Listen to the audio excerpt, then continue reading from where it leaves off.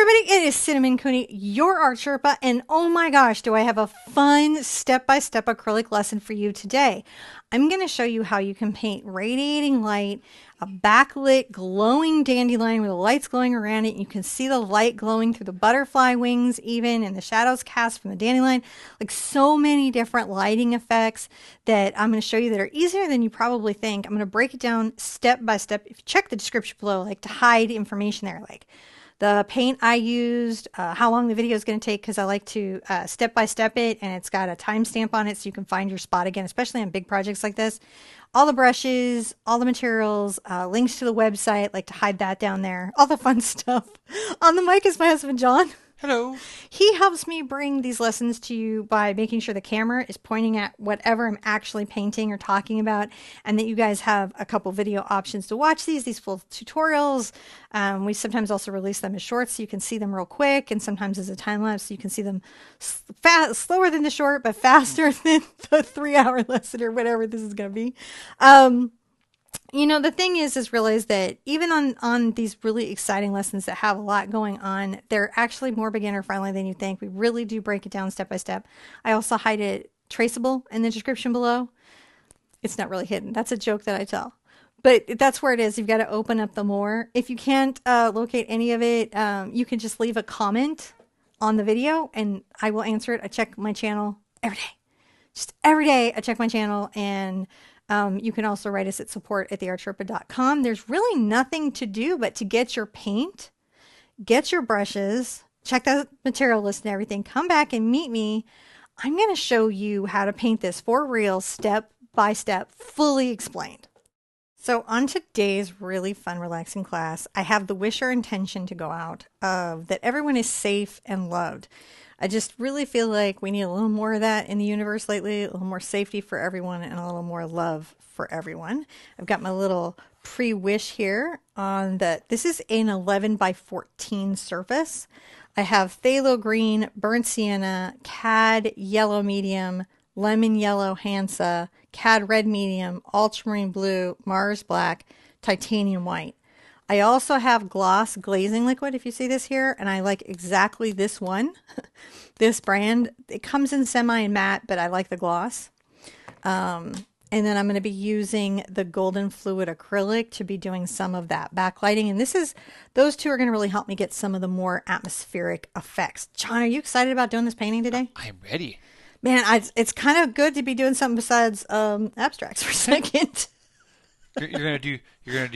It's gonna be super realistic. Let's swing the pendulum the other way. Well, let's just start it with the first step. Let's hit a first step. I like that first step. So step one is going to be a lot of fun. I'm going to just paint the whole surface one color, and I like to do this. This is goofy. You don't have to do it this way. You could just paint from the palette. But when I have to put a lot of paint out on the canvas, I like to do my little wiggle. It's wigglers. Little wiggles. And that's the other reason I can do the wish, is that I've got a solid canvas. So you can see It's a very reddish brown. This is burnt sienna. Oh, it's burnt. Burnt. It is not raw. And it comes in raw. That's what's really funny. Is that if you went in and said, I would like some unburnt sienna, they would give you raw sienna. That's good to know. Yeah. Fun things when you're new to art. There's all these like funny little names for things and little goofy bits that we don't really think of. I'm going to mist out just so that the paint spreads out really well. I just want to get the whole canvas brown. It can be streaky. It doesn't have to be perfect. We just want to do what's called toning the canvas. If you want to paint the sides, this is the time that you would do it, and you could do it with this brown. Would be a good color. Because if you do that, then you can kind of carry your brush strokes around the edges a little bit, and it will give you a nice edge if you don't want to frame. You don't have to do that though. The brush I'm using is a number 30 Simply Simmons XL. You can use any brush you want for this technique. You just need something that will let you paint the whole canvas. I'm using a big brush so we don't have to watch me do this for an hour. If you used a tiny brush, this could be a very long step. And I kind of just smoosh it out just to make sure that the surface is really covered in paint. I kind of go horizontal and then vertical, and that really just makes sure that my canvas is very coated. Acrylic loves to stick to acrylic. So this is a great way to start a painting, especially if you've got a lot of depth and contrast and atmospheric perspective, which we have going on here. I'm going to put my little brush to the side. Remember to wash your brushes out thoroughly after every painting session. Now, I'm going to dry this thoroughly with my hair dryer. You can use your hair dryer or you could use air. The thing I want to say is if you're here watching this play, you can pause me and then dry your painting and then start me again when your painting is dry, and it'll be like we painted together, and that way you won't feel like you're falling behind. Remember to pause me if at any moment you feel like you're falling behind, because you're not. Just go pause and it'll be perfect. All right, I'll see you in a second and both of our paintings will be dry. So I'm going to be using this number 18 Raphael Artisan round brush. It's a hog bristle round. So that just means the filaments are made out of hog bristles. These tend to hold a lot of water. So one of the things I always do is I always have a towel so that I can squeeze out the excess water. That way I don't add too much to my acrylic paint. I'm going to be doing a very soft and diffused effect on the background. I want things to feel out of focus, and hog bristles are a great way to get there. I've got other blending brushes and other tools that we'll be using, but this is a good place to start. I'm going to begin on the lower area because this is so much darker. I'm going to start with a little burnt sienna and phthalo green. Oh, my favorite color combo. It's a good color combo. It's such a good color combo. And I'm going to begin by adding a layer of dark, and I'm going to be using almost a scumbling effect. You'll notice that I'm just lightly dusting the canvas with the color. So acrylics dry really fast, and they don't necessarily give us, the blending time that maybe oils would give us. But one of the things that we can do in acrylics to get a very oil painting effect is to use blending and techniques like this to create a soft, diffused, dimensional background. And you can see it gets much richer. Much richer. I like that this bottom, this area is so dark. I like this particular time of day and the way it makes everything kind of look. Yeah. Yeah. Kind of that dusky. Yeah, you remember in your youth just sitting in the grass looking at summer, if you were lucky enough to have that in your youth, just sitting in the field looking at the grass or looking at the way that light would shine through it and shine through the dandelions and shine through butterfly wings. That's really what this is about, is that sort of innocent, safe feeling that we get when we're young in those little moments of light. It's just getting this first dark layer. And it's dark, isn't it? Yeah, it is. And that's what we want. We want it to be dark. It's a good place to start. We'll take this up to about the halfway point over here, and then it kind of comes down low. And you'll notice I'm quite rough with my brush. I'm not respectful to it. Just give it some rough brushing. It just gets rough brushing. It's rough. The fun thing about the hog brushes is that they actually get better over time. So the more you paint with them, the better they get to paint with. Now I can take a little bit of my cad yellow over here.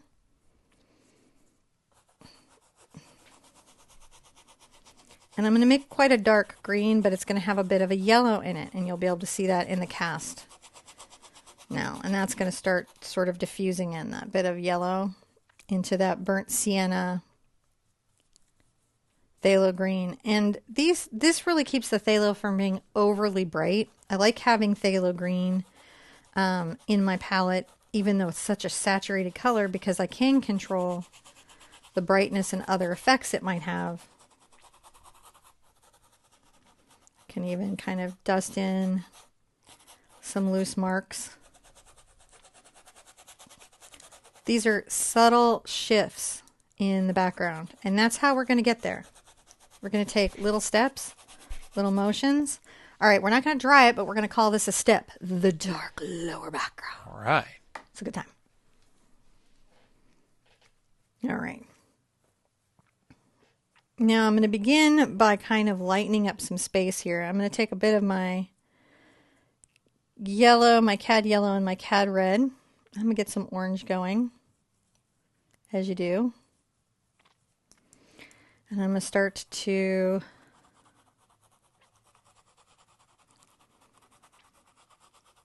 talk a bit about this area of light. It's quite bright, and I have too much water in my brush. So what I do is I towel it out.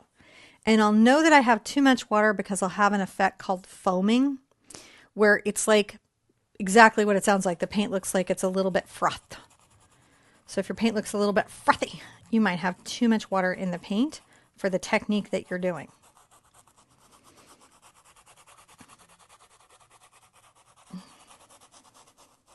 And it's not that I wouldn't ever. Oh, I got a little white on there. My little bristles got into the white.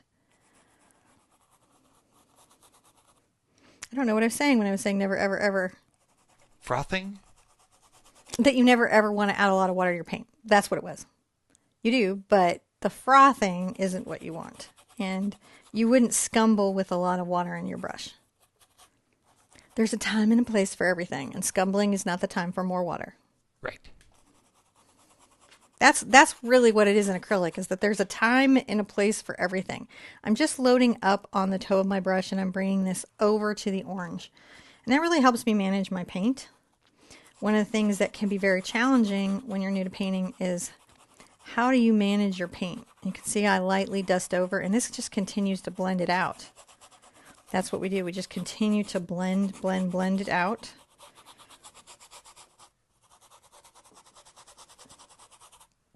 Now, one of the things I can do is I can take a little bit of my brown over to my black, making a chocolatey brown. You could use burnt umber as well if you have it in your paint bucket, but I like to kind of create a set palette that I use, and then I kind of work with those colors often and occasionally put in really unusual colors into my palette, like a neon or a opera.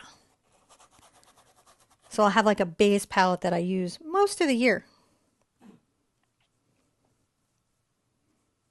And that really lets me know the colors and know my materials and things. Oh, that was a little closer than I wanted. But I'll just blend that out a little bit and it will be fine.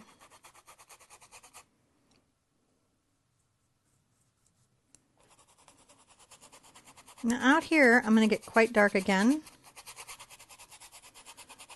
I'm going to scumble into the green. And you see that that sort of does diffuse the color. Starting with the brown and layering up just gives me that second type of blending in acrylic, which is a glazing blending. The colors are slightly transparent and what's underneath shows through, and they sort of blend each other.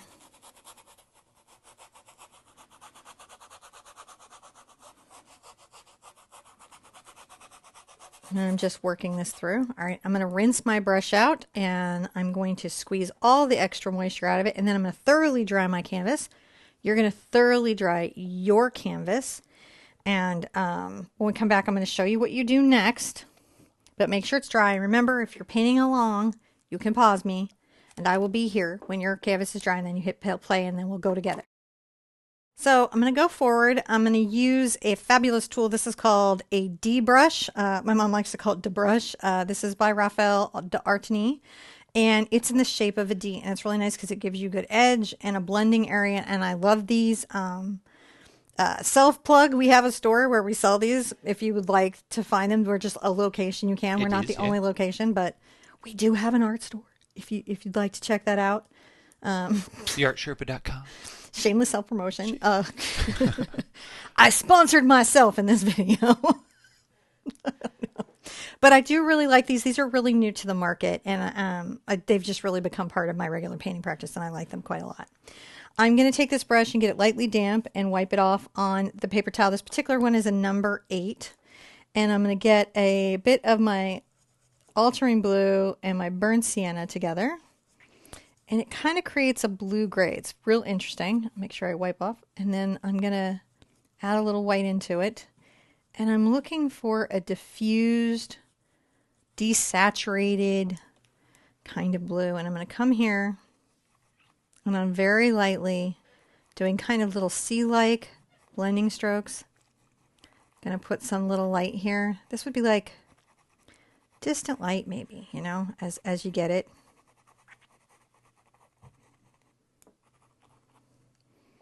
I like to play with this stuff a lot.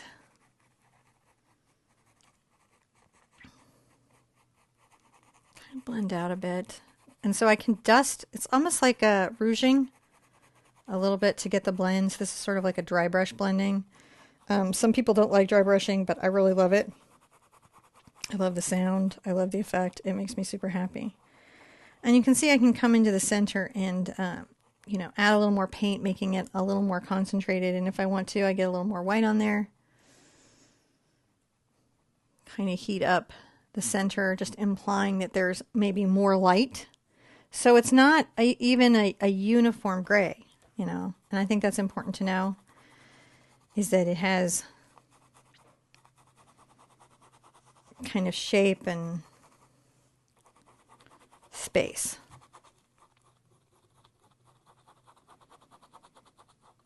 And they're sort of like little rounded shapes. This is just bits of light maybe coming through, blending it out. I just want to make sure that there aren't hard edges, right? I'm just blending out those edges.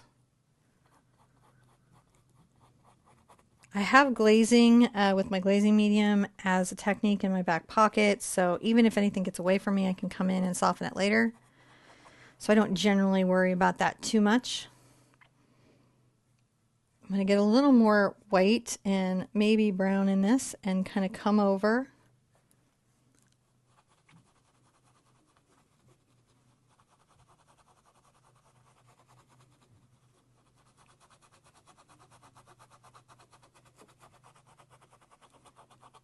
And I'm just using the kind of curved edge of this. You could use a bright or another brush. That would be fine.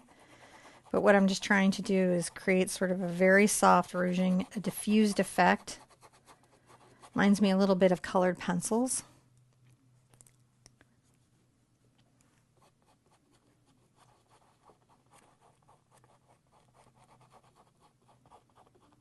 And the reason I'm doing this background area in the sky first is even in this diffused background, I'm still trying to paint the objects furthest back and then layer them forward like I always do.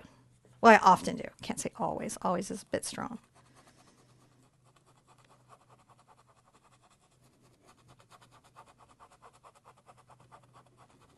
Now I can come in and grab a little bit of my cad yellow and cad red.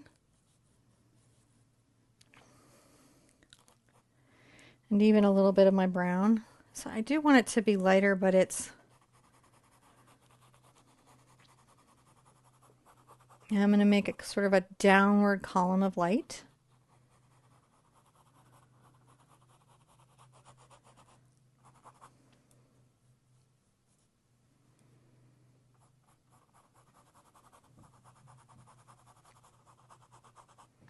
And then another little one. So you can see there's kind of a little dark space there. I'm piecing this in. There's an interesting time when I really try to work this out. And I'm going to kind of radiate out some little brush strokes, dry brushing again. I hit the stretcher bars there, so I'm watching for that.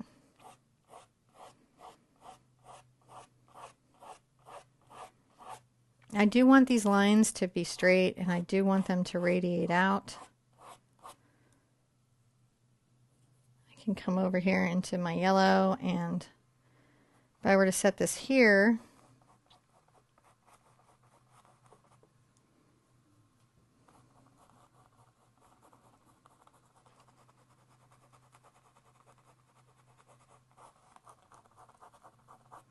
and what I'm going to do is make a center of heat in this whole space.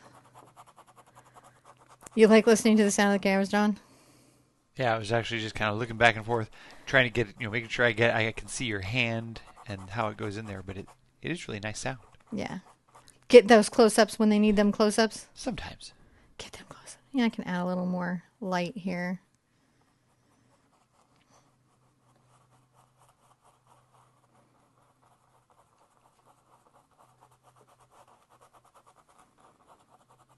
Another thing I can do is I can put out a little glazing medium as I'm working. Glazing medium is kind of a powerful thing, and that will allow me to do thin, transparent coats of paint that don't dry very quickly. It does not, it looks like white paint. It is transparent and dries transparent. The other thing too is it will help the paint from drying on my brush too soon.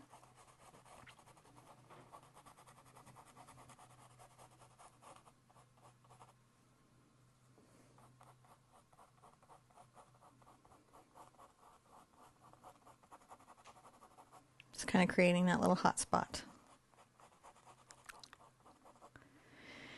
And then I might come in and grab a little yellow over to my orange that I had earlier in brown and a little white and lighten up this center again. And I've got a little glaze on my brush, so that's helping me. See, just a little diffusion there.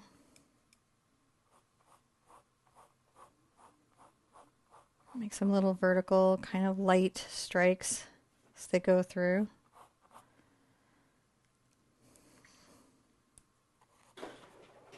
I'm going to come back into my burnt sienna, cad red, cad yellow.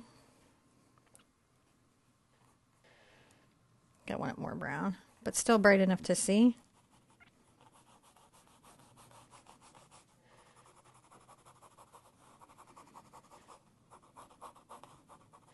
And just making those little diffuse patches of light. It's weird, but it's important. Bring some down here.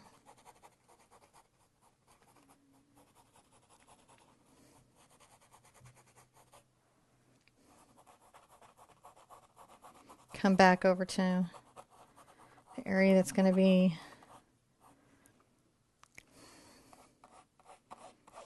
my little sun, and I'm going to continue to radiate out some light. Kind of implied. We build it up and build it up and build it up and build it up.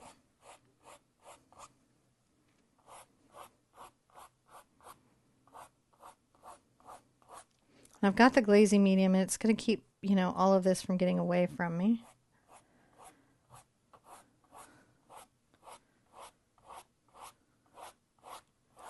Just making a radial pattern out. Isn't that fun? Yeah.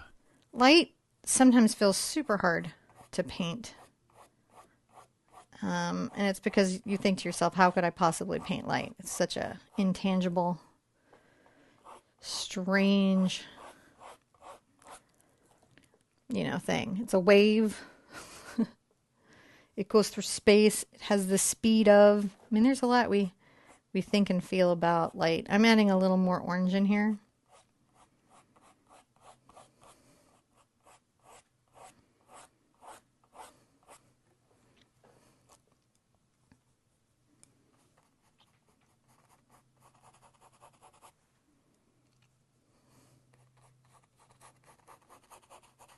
Yeah, just a little more orange. Sometimes it's nice to add a little bit of color. Come back through and diffuse little moments of orange. Let's call that a step, because this is really like, it takes a minute, and I don't want you guys to get overwhelmed in that process. Hey guys, so we're back, and we're going to be using the D brush, continuing on in this step, and we're going to be adding some dark values in. We're going to really kind of come back in the reverse and blend some of those in and create some other interesting lighting effects. It's really going to be a back and forth push and pull play. I'm going to grab my black and a little bit of my burnt sienna again. So my black isn't really black, it's just a very deep chocolatey brown. And I'm going to use the, very diffused kind of effect of the brush.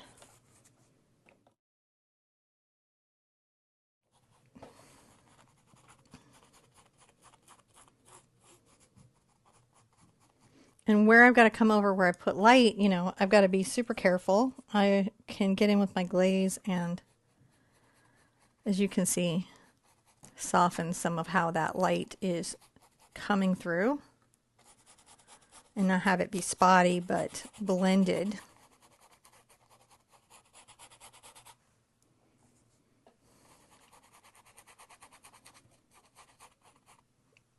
Where I come around this, I can then glaze a little bit of kind of a dark halo.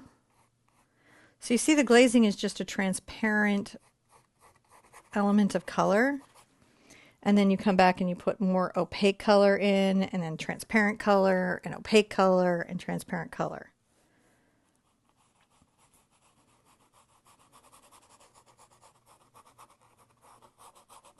But even this, I don't want it to be too uniform, so sometimes I will break it up.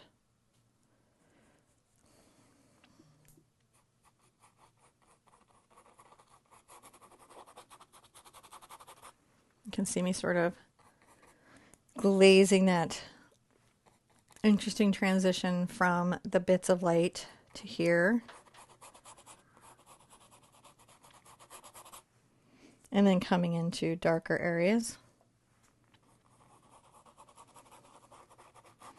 As I move forward through here and I'm getting closer to the light, maybe it's more in the brown than the black.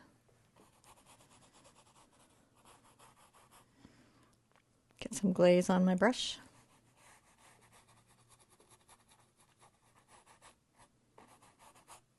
You can see I'll do some like vertical streaks. And what this sort of implies is background botanical elements that are just out of our vision. Right? They're just out of our vision, and you know, we know that they're there and they're happening, but we're just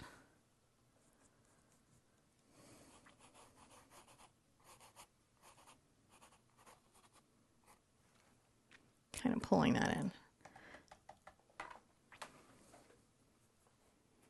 I might get back into my white and blue and glaze and just try to make sure that this is a bit lighter. So this is a lot of glaze, and I'm kind of squeezing out my brush to even make sure I don't have too much pigment on it, to make sure that some of this white spot is hot, but it's still kind of gradually translating out.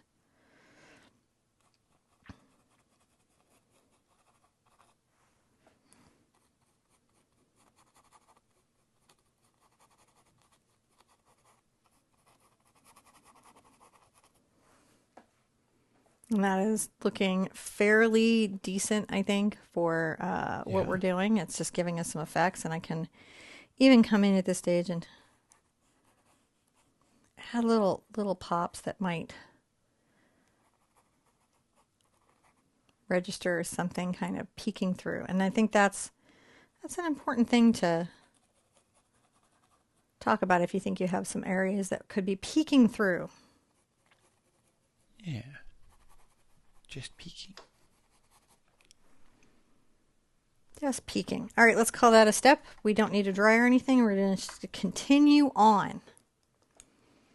All right, step 6. Let's add some, I don't know, some dimensionality to this green down here. So our green, again, is our burnt sienna and our phthalo green together. And, you know, I'm going to come in and add some deep greens that are a little more saturated, and then come back and also add some very light greens. Now I'm doing kind of a curve here, and much in this area like where I did before, where I had kind of, you know, the implied botanicals, I'm going to do that here.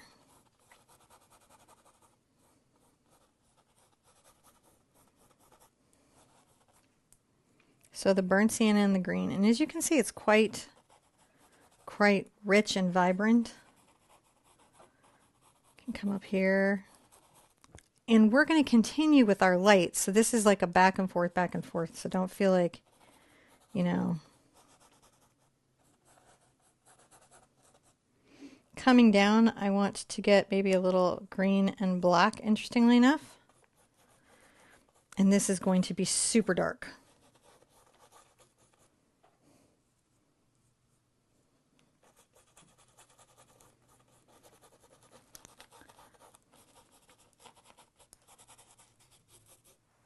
Super dark to your eye.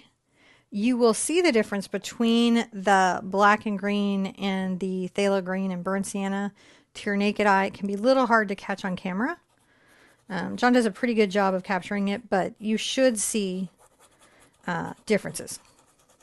Yeah, you can definitely see it here.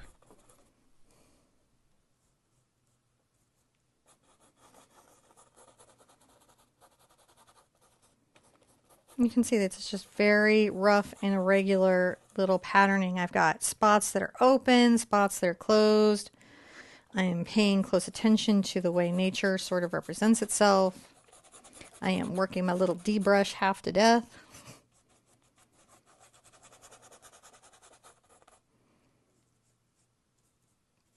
But to create the canopy that allows me to do this, you know, amazingly backlit and glowing, like a fire with light kind of dandelion, you've really got to play with these things. Now I'm going to go back to my burnt sienna and my phthalo green, and then quite a lot of my cad yellow. To neutralize it, I'll add a little burnt sienna to it. And on the edge of this brush, just this edge, I will make these lines of light.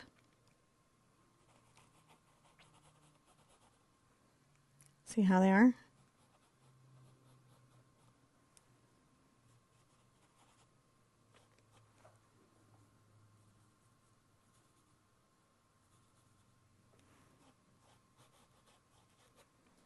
These kind of curl over here, so it just sort of implies something kind of in that distance.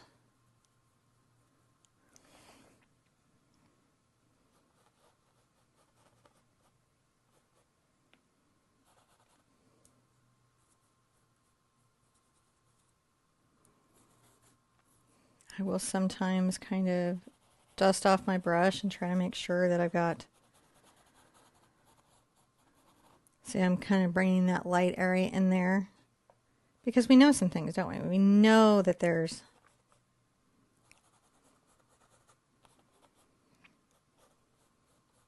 just dusting and dry brushing. So highlights, shadows, but just that little bit so we can really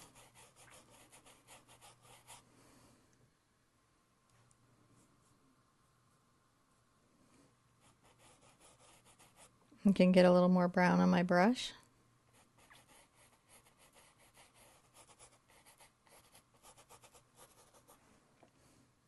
That's actually pretty good.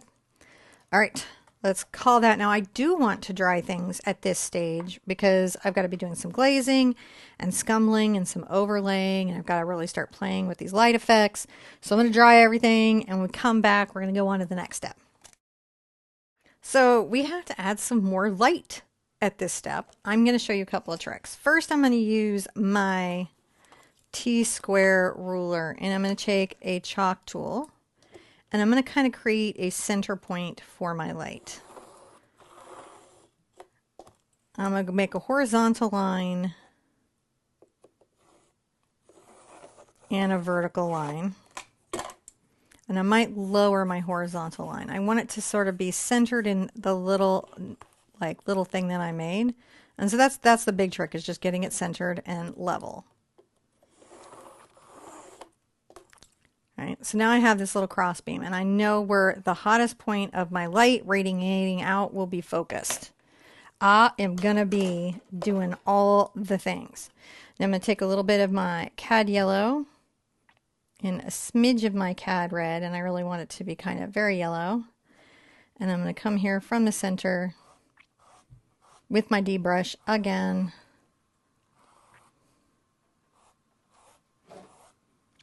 Radiating out.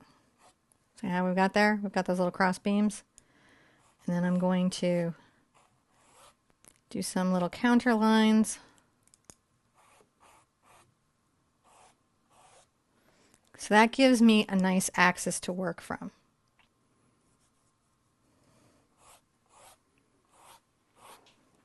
I'm going to keep using my cad red, cad yellow, and burnt sienna mix that I have there in the center. And this guidance to create a nice radial light effect. If I need glazing medium to let it transparently glaze over what I have, I will use it.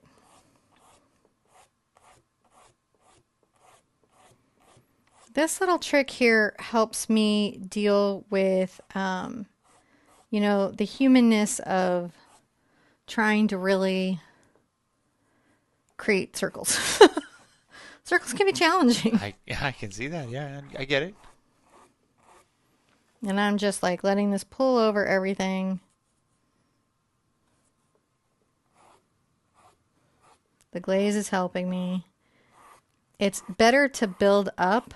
It's easier to add than take off. So that's why you see me sort of going in hesitantly and adding slowly is just because, you know, the work of adding versus the work of removing.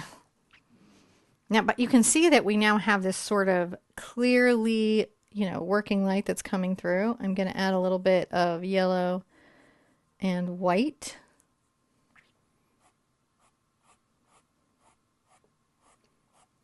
I'm going to get the glazing medium if I need it. And hopefully my center point helps me keep that pinpoint of light that I'm trying to talk about.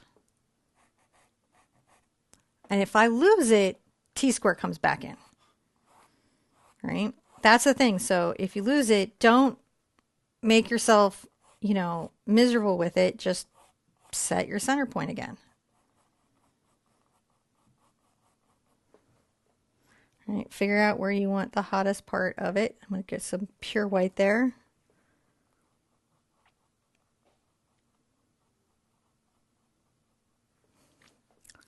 And you can see that I'm just really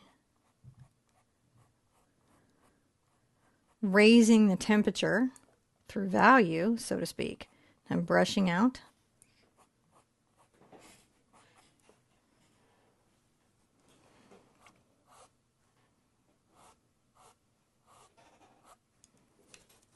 If that gets away from me too much, I just come back. See what I said? It was like really hard to remove.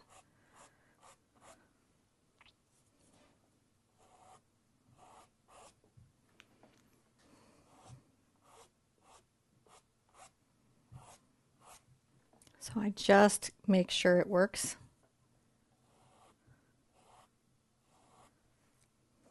I can even come back with my dark color if I need to change radial. So that's how I would change it if I felt like there was something I needed to alter. You can come back with the other. Now the other thing I'm going to do is I'm going to grab a little bit of my color, my light color here.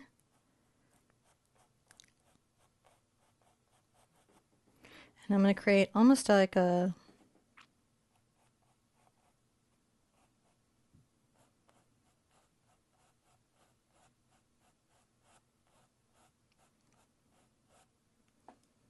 kind of little circles. Do you know what I mean? You know, you've seen these in little lens flares and things. Yeah, just little light bits. Little lights that are going around and having little moments.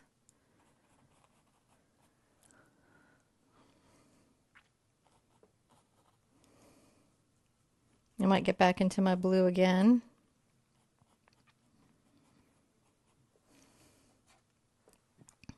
Maybe not quite that bright. And look, I can just bring it right back down. It's bright for its background.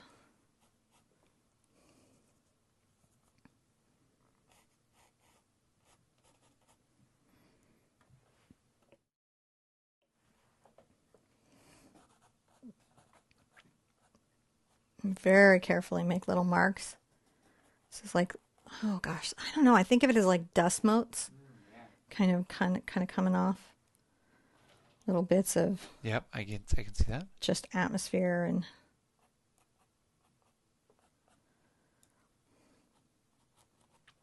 Effect.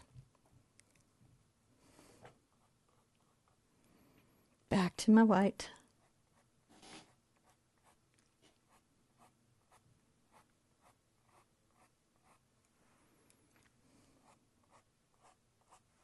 Gosh, light coming through a forest. We're going to talk about it a bit. We're going to talk about light a bit. I like how you're doing the you know, that rays of light coming out. It's just lovely, isn't it?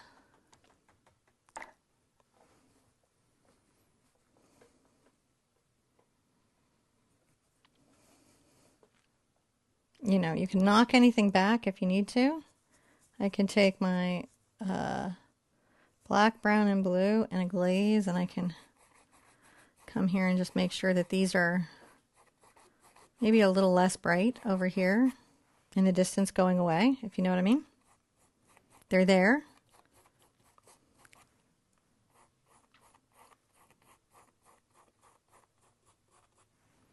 If you can see, it's very possible to knock anything back. Knocking it back is just what artists say when we're trying to say something is too saturated or it's pulling too far forward for the effect I'm trying to do. Ah. And so using some effect of color, glazing, color theory, heating it out, changing it in the mix, just something to, you know, help us get back to that value that we needed. A little yellow.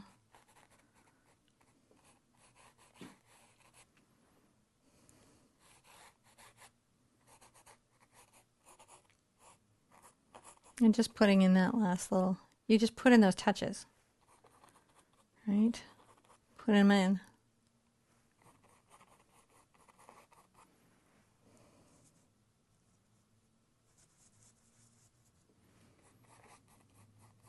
A little more blue. And you can see it does just push it back, doesn't it? It does, yeah. Makes it a little softer. And that's what I want. I want it a little bit softer.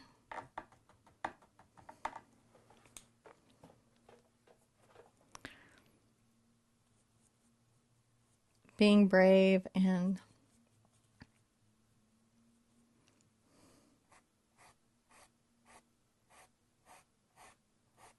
finding that light. Light is one of those things in a painting that really can almost speak to the spiritual.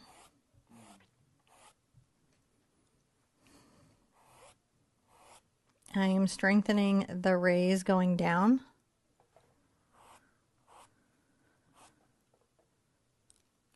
Oh, doesn't that just really nice.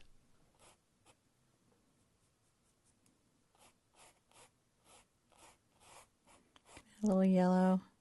Oh, too much yellow. That's actually kind of nice, so I might just blend that in. Sometimes that'll happen. You're like, oh, I kind of like you there that way. All right.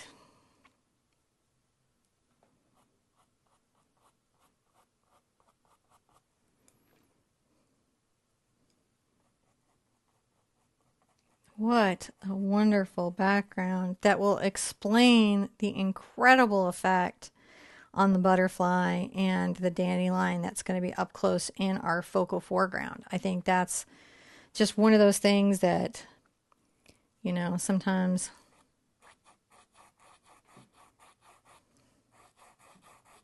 I'm just lightening this up here, as you do.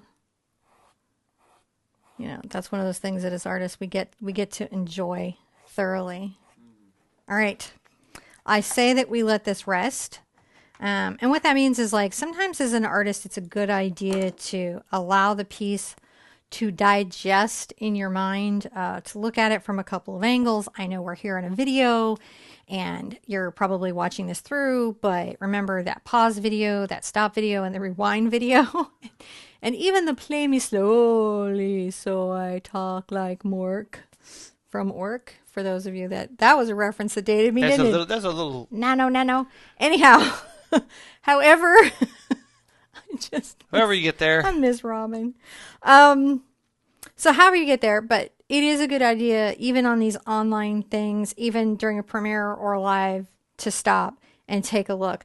Throw it around the room, get back from it, kind of evaluate it. Let it sit. Don't second guess yourself, but just let it sit here for a second, because if there's something that's out of tune, you'll see it easier with a little bit of distance. And when we come back, with everything dry and ourselves restored, we will continue on this amazing, gorgeous painting journey. All right, so we're continuing on. Step 8 is going to be great. This is the step where you'd use the traceable if you were going to do that and transfer the image on, or I'm going to freehand this in and you can follow along with me for that. I'm going to use this chalk, Taylor's chalk tool. It's the one by Dritz. It's just a Taylor's chalk, and I like that kind because it's a oil or grease-free chalk, so it's easy to remove from the canvas. And it's sharpenable. And I'm going to kind of sketch in the scale, right? Because we're trying to say that this is quite big, right? So we got to give ourselves a scale of our bloom. And I'm just making a little oval just to get a sense of it, holding in that space. I like it touching to the light there. I might move it back just a smidge so it's close to touching the light, but there's just a little bit of a separation. And then we're going to say that there is a little oval inside that. And then a nice little gestural curve down, you know, as you get first stem.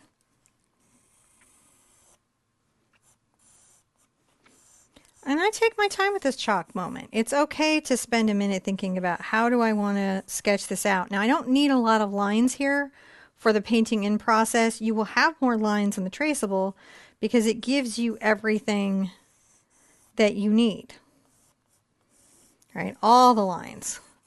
But for what I'm doing, I just need to know certain things. I need to know where the kind of seed pod attachment is going to be for the dandelion and just the general scale. Now I'm going to bring a little leaf up here. And it has a twist. I like the little twist. These are such weird little leaves. You have to just love this. And then I'm going to add sort of a distant one that's coming out there. Then let's pull this one here.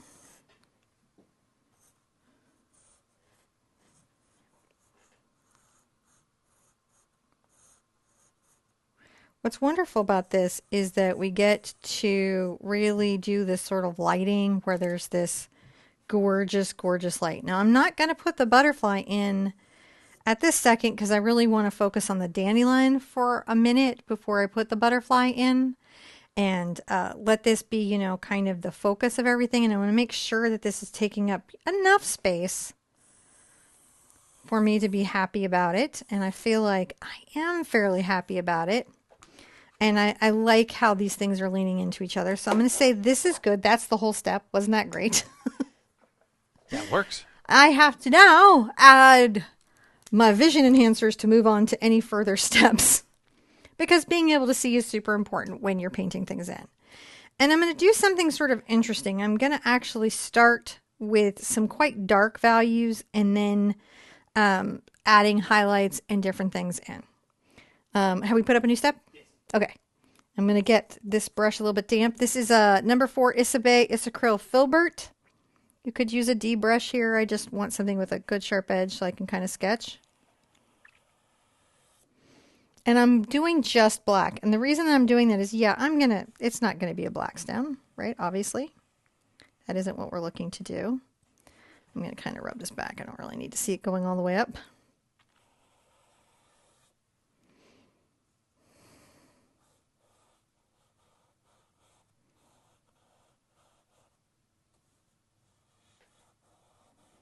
And kind of the jagginess of the leaf. And I'm going to paint it in black.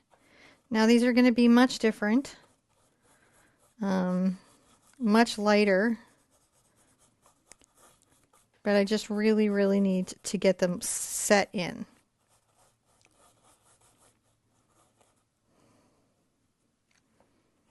I can get away with this because my paint is quite good. And it will allow me to really paint over deep values and get a lot of effects. I'm not worried too much about coverage. I'm more worried about making sure that I've got the scale of what I'm doing here. And I don't even have to worry about, you know, painting the leaves solidly in black. You can see I leave little areas. The other thing I'm going to do is I'm going to get a little bit of my brown and black together. I'm going to come here and kind of start the dark value here.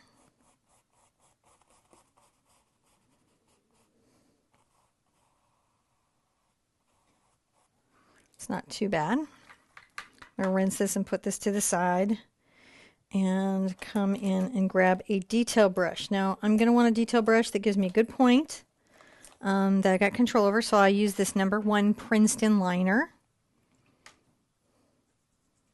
Similar black and brown color here.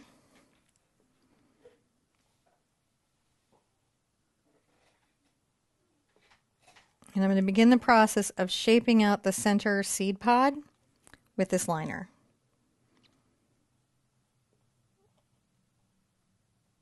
And that is because there are little individual kind of little puffs, as you're familiar with a dandelion coming out.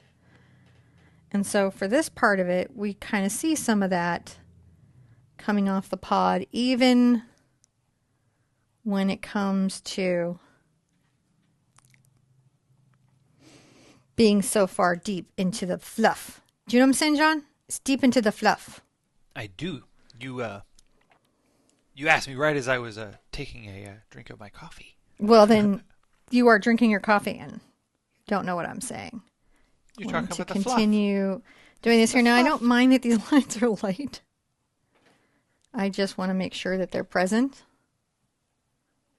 This is the architecture for which we're going to build this fabulous, unbelievable, gorgeous, lit dandelion. I'm kind of curving some of these lines, as nature might. I'm not painting everything out. I'm just starting this process.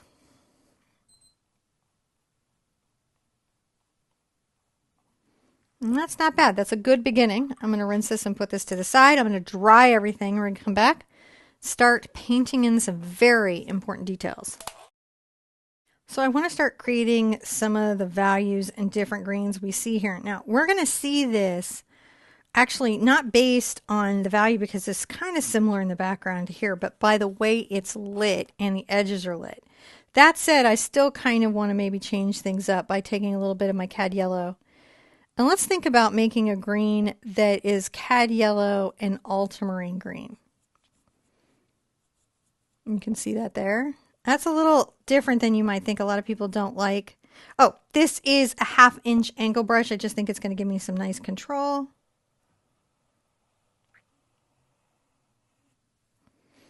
In what I'm doing, you know. I come here and let's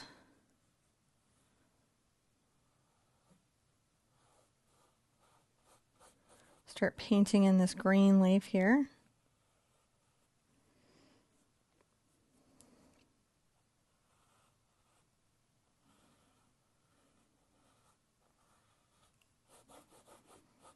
And you can see this green is definitely lighter than the black. Kind of glaze to the back here.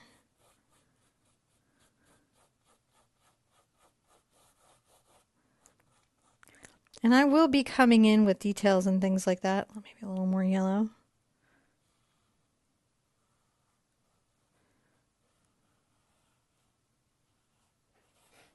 But I just want to make sure that these little leaves are quite nice. I like now, the little leaves. You like them leaves? Yeah, the little pointy leaves. I can even add a little brown into this to deepen it, but because I'm using the ultramarine blue, even though these greens are a very similar value, using a different base for the paint color can help us, you know, kind of differentiate the greens outside of the lighting effect that we're going to do. But the first part we have to get is the basic value.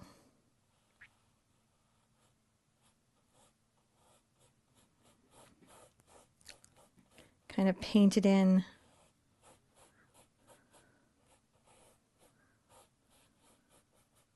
I like that quite a lot. Now I do want to keep coming into my yellow here.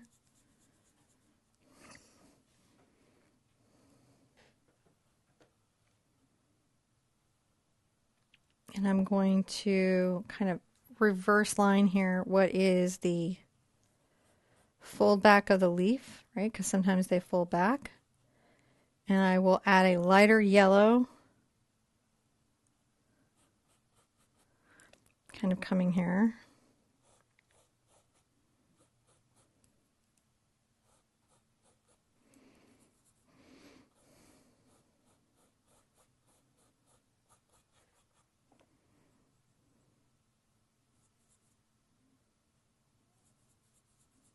Little brown and ultramarine blue, and kind of pull that in. Blending it in by just sort of softly going over, you know, what I have.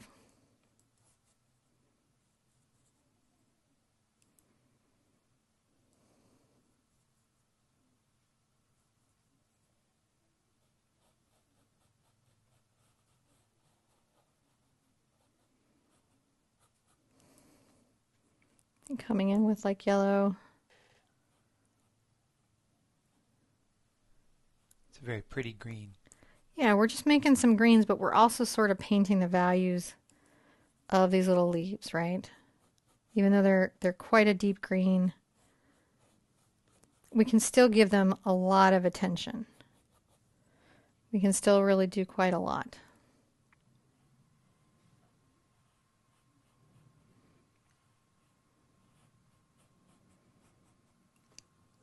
I can even come in and add a little white to this yellow-green mixture.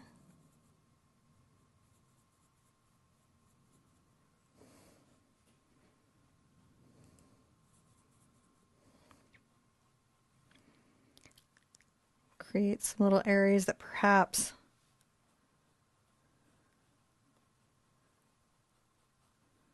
showcase a little more light. I'll go back into my other green. So you see I just play through all of it. I have to think about the stem. I'm going to wipe off my brush, and I'm, believe it or not, going to come back with a little black and green and brown. I want something that's kind of dark.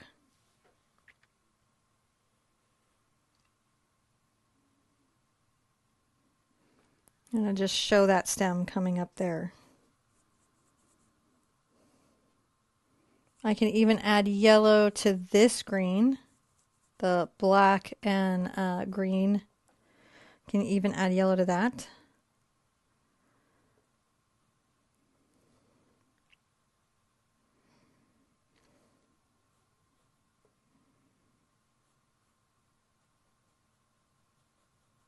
I'm going to add some little ribbing in. These are just little thicker areas of the leaves. We're just starting to think about it. Now that's pretty good. We're going to continue on through these other leaves doing similar work, right? Come here with a little bit of our ultramarine blue and yellow.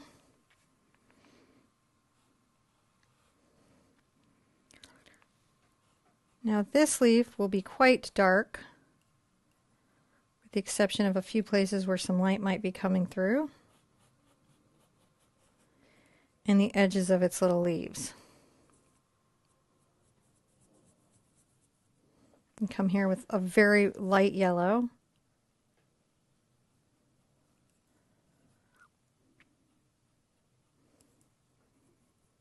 I'm just kind of mindfully thinking about like the little spikies.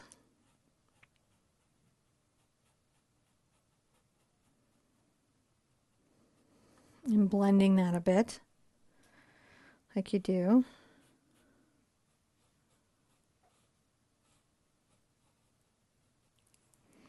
And I wipe off my green on the paper towel, even as I change colors. That's one way to sort of, you know, manage those things. Can add a little yellow to that. So that was phthalo green and Mars black and a little cad yellow.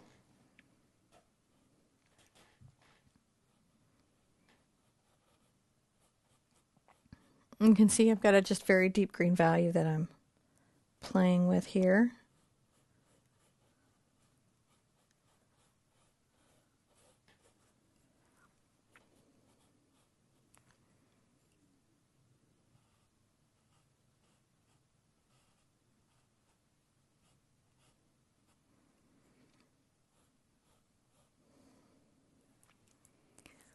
And then I love this one kind of back here because it's like,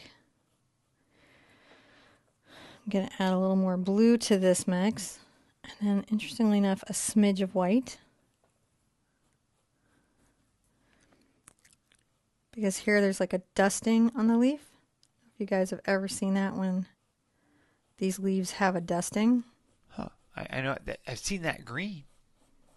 That's Yeah, a cool green. it looks like there's like a fog or a wax that's on them that sort of lightens the leaves. So that's how I get there, right? You know, just playing with that, adding a little blue and then a little white to that. So there's a lot of greens happening here, you know, which I do like. I'm going to come and get this kind of darker green and come up the center.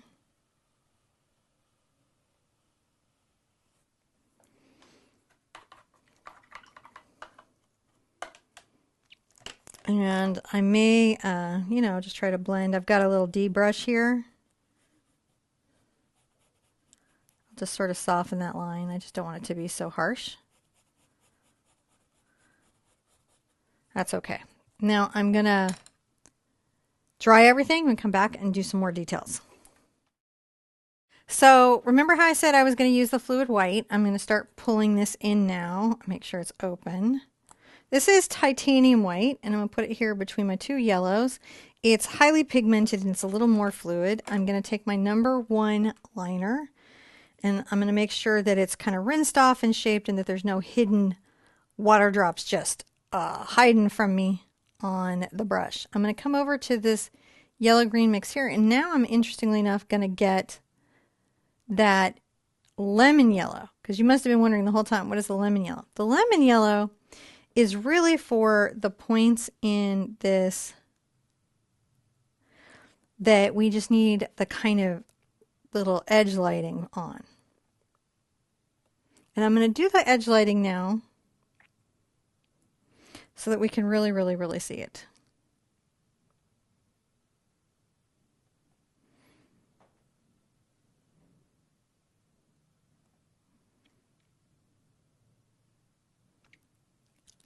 And this really just kind of lets us see the backlighting. See, it's a very fine line. I'm using the one liner. And it's making a very, very fine line.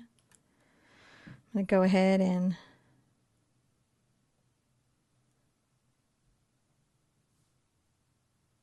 come along there. I can get into my green and yellow over here, and it's just a little bit different and sort of edge line that fold back. So that fold has a bit of something there, but that's all I've got to do there. Whenever I rinse this out, I have to make sure that I wipe the brush down from the handle down, because if I do not, then what can happen is that I get a hidden drop of water that just comes in and just ruins my whole day. Sneaky drops. It is a sneaky, sneaky drop. I'm going to come along here, and it's just going to be such a fine little edge. This can be challenging if you have steadying hand issues.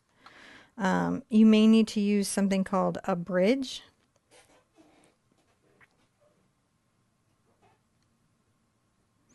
And what that does is helps you rest your hand and steady it enough so that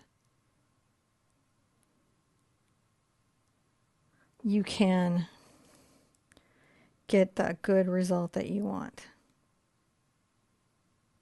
I'm not trying to make a totally straight connected line either. I don't know if you guys are noticing this. I'm trying really hard just to make sure that... This is really cool. I like how you make the little... Oh, that's really neat. Making short little hairs down the stems. It's these kinds of little details that are going to make it look backlit. Just trying to make as fine of a line as I can.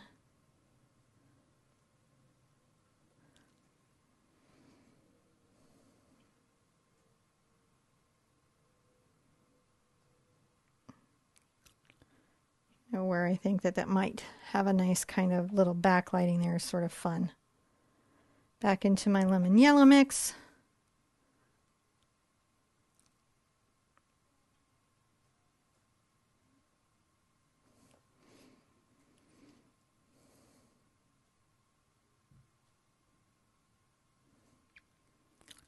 I will try really hard to be super light with this line where I can. To go more into white, I will.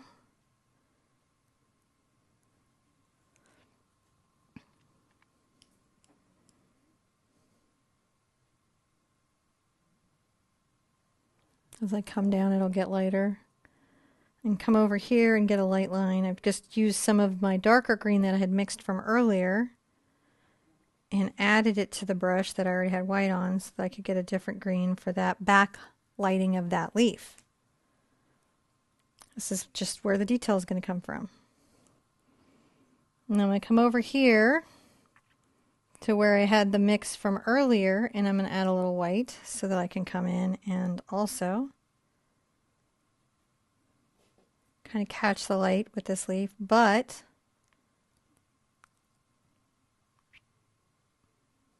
it's lit with a little bit of shadow, and that's nice for us. Come in and add a little vein there.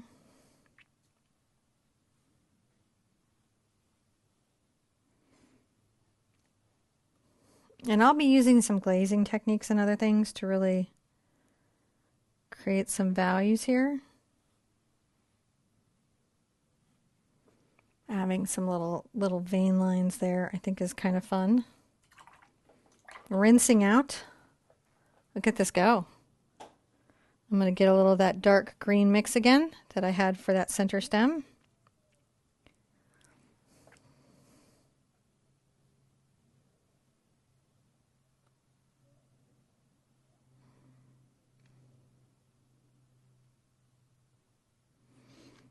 I'm adding the little support structure lines that one would expect.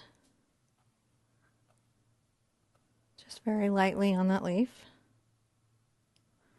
I'm going to come into my dark green here.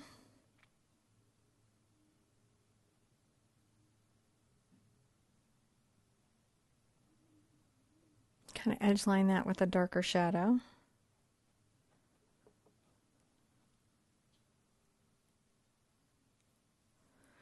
I like that very much. Let's call that a step because that was a lot to do and put our little brush to the side. When we come back, without drying it, we're going to continue to do some shading on the leaves. All right, so I've got my little D brush here. It's a 0. It's a good detail brush. I like it very much. I'm going to get a little bit of my glazing liquid and my green and just make sure that I have nice transitions through my light.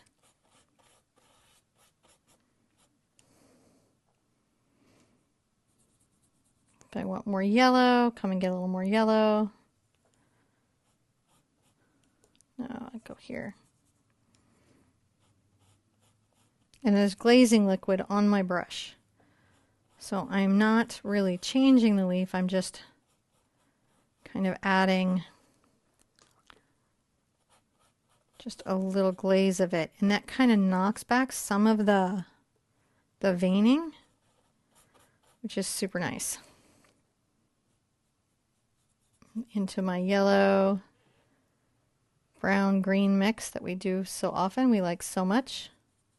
You know the one.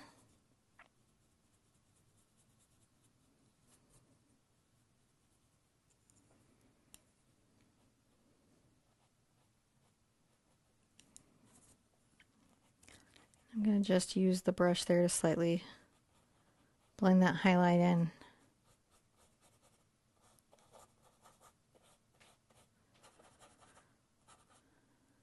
So I'm just adding highlights to the space. I'm getting the yellow, green into some white over here. It's going to create an even lighter space for me to light up my leaves even more. And you can kind of see how the light is coming through them now.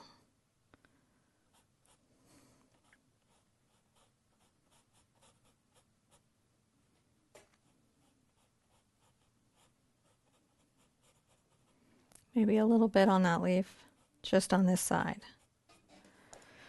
So it's easy to kind of play with these things, and then let's get a little blue and green into there and glaze and knock this back again.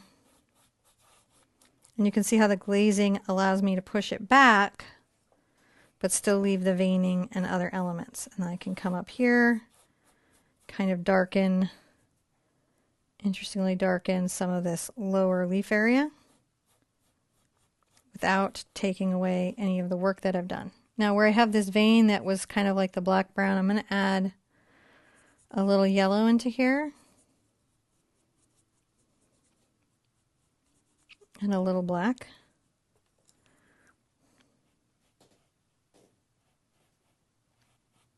And I'm going to make sure that there's a couple values in that leaf. Oh my goodness, look at that. Looks like the leaves are backlit now. We've got a little bit of hair lighting up on the spine. I can come back in and tune up the hairs on the left side of it. I just mean make them more visible.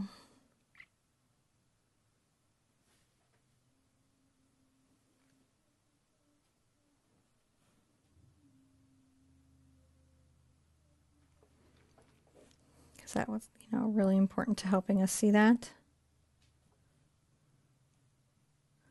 I like it very, very much. Okie dokie. I very much like that. I'll rinse my brushes and put that to the side. I probably will still be using my enhancers as we go, and I'm going to start to paint the puff. I've got my chalk here as a guide, and I'm going to kind of smudge it back. You want to throw up a new step? Yeah. Okay. I'm going to continue playing with D-brushes because I find them super useful for this in a lot of different ways. I just like them a lot. I'm going to use a small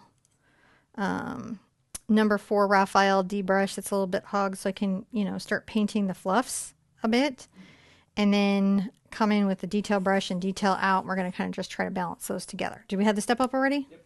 Okay, excellent. So the puffs that are a little more in shadow are going to be a little bit of my blue, my ultramarine blue, and my burnt sienna and white.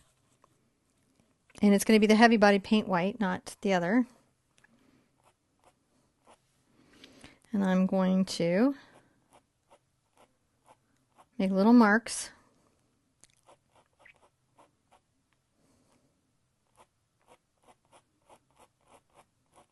In this lower area. Coming through here a bit. This is the puff that's a bit in shadow, right?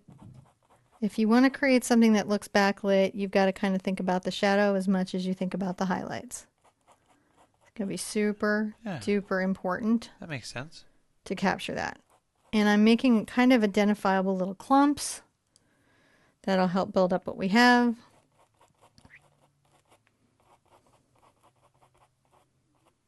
Now, I will be working through this brush and the detail brush just a ton. But the next thing that I want to do is I want to grab a little bit of my yellow and my cad red. My burnt sienna. And right here, I want to kind of tip along this edge with my D brush. I'm going to kind of tap up and down. And I do want to lighten or glow out that edge just a bit.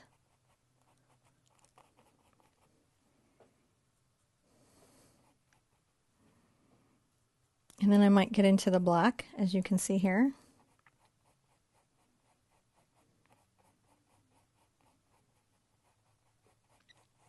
And just make sure that that little glow is well represented.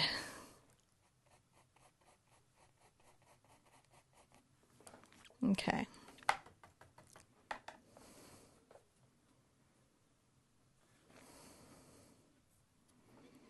I'm going to take a little bit of my lemon yellow and my titanium white.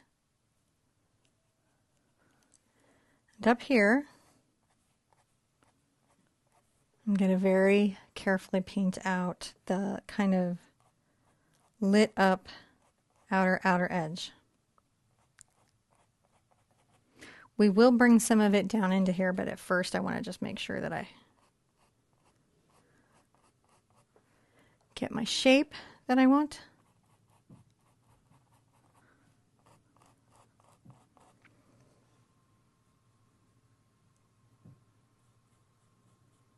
I can kind of gray this white and yellow with a little bit of that ultramarine brown mix as I'm going, but I can keep it light. So it's pretty light.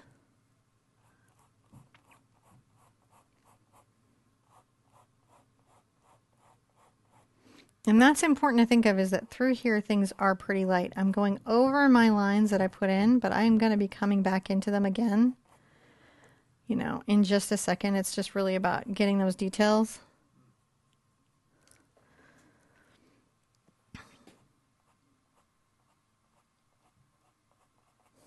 I'm going to go just white, white, white.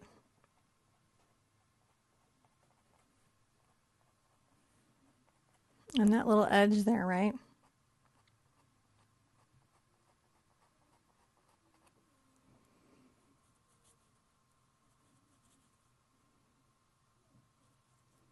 Maybe a little burnt sienna.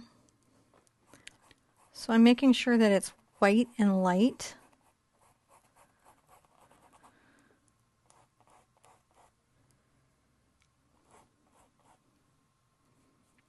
Maybe get into a little bit of the orange.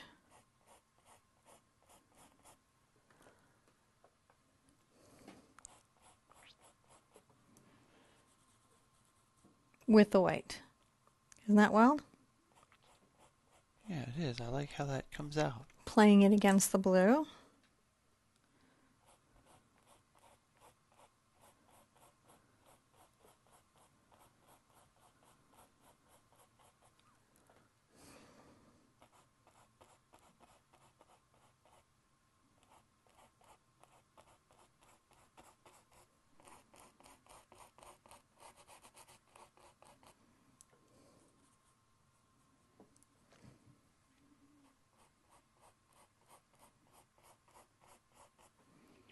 And then I can mix right into the ultramarine and brown with my orange, and it just kind of grays it again, so it's not like I'm ever just missing out.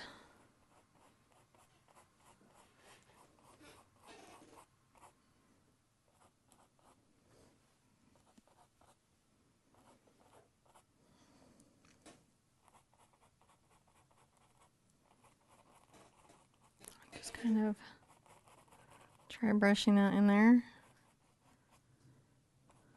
All right, let's call that a step because we've got so much detail to do.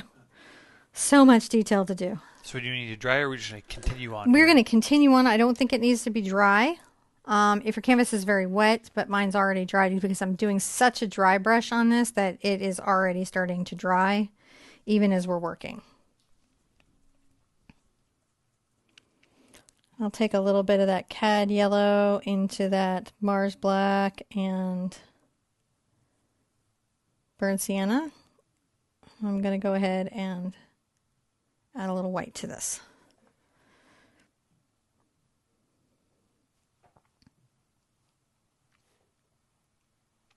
I'm using my #1 liner and I'm trying to paint the faint inside where we're seeing a little bit of the attachment stems.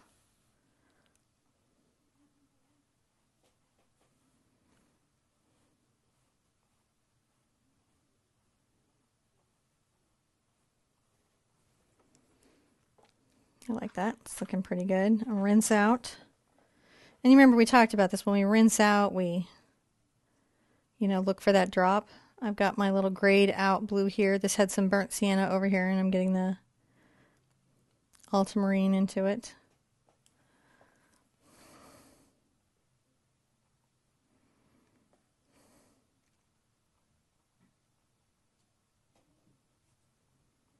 What I'm doing is little kind of clusters of little floofs. I may have to switch to a scratchier brush. I think I do. And the reason is I don't want it to be so tidy. So I'm going to switch to a #4 Artini round and get a little bit of my heavy bodied paint into that blue mixture.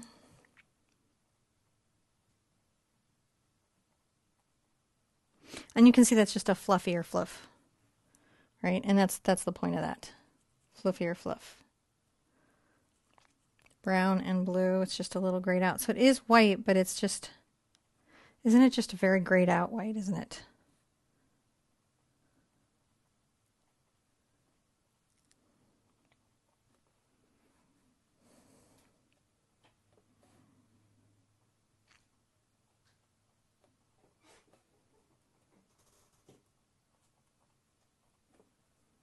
Just putting these little fluffs that kind of cover the seed pod.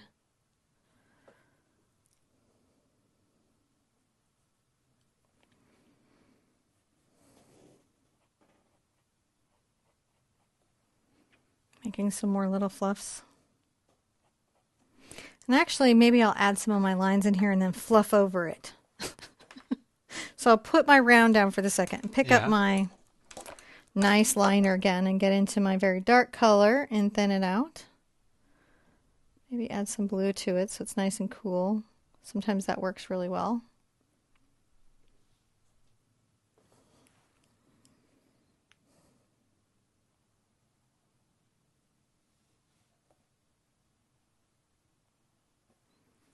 So we're just painting the details that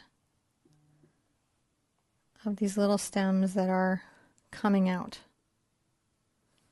We like it. I like it.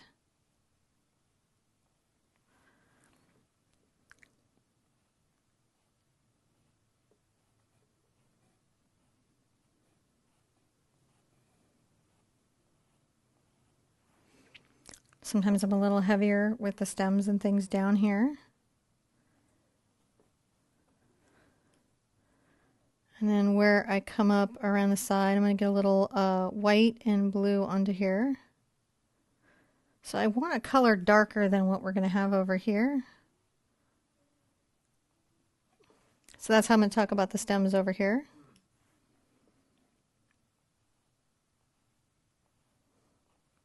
So even these are impacted by the way light is going through them and where shadows are cast. And that is important to know when you're painting. I'll bring some around here.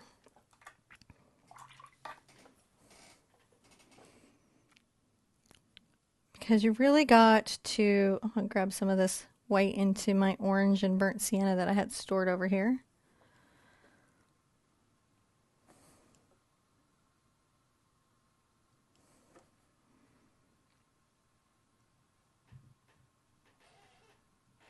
And see, I'm just adding a little bit of those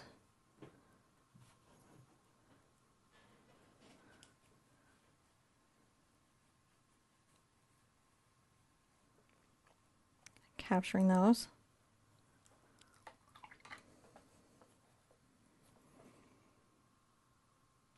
Now I'm going to take a little black and a little burnt sienna and maybe a bit of the white. And then we're going to come through here and we're going to add the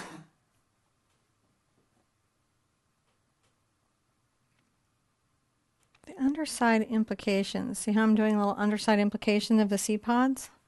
We're talking about it, but just very lightly. And the reason we can see them low and high is because you can see through the fluff.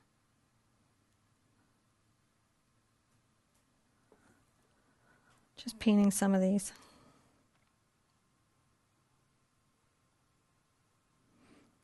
You know, where I want it to, seem to be more in light. Maybe I'm lighter with my hand on it. And the lines are finer.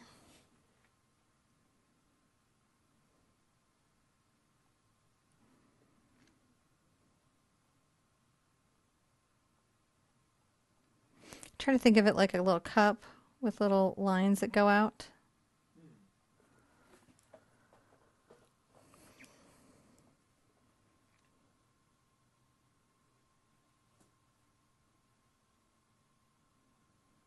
Some of them are kind of in perspective, so they'll be bigger or smaller, and that's another thing to think about.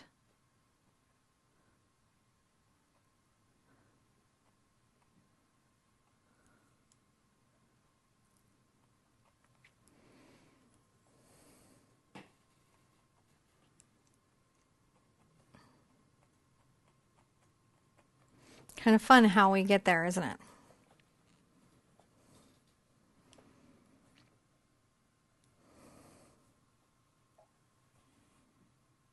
I'll come in with a little bit of the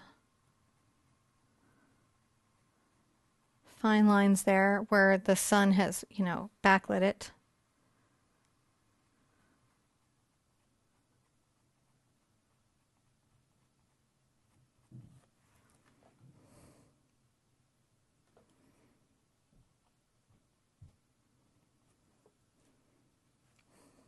Sometimes I like to pick up a little lemon yellow.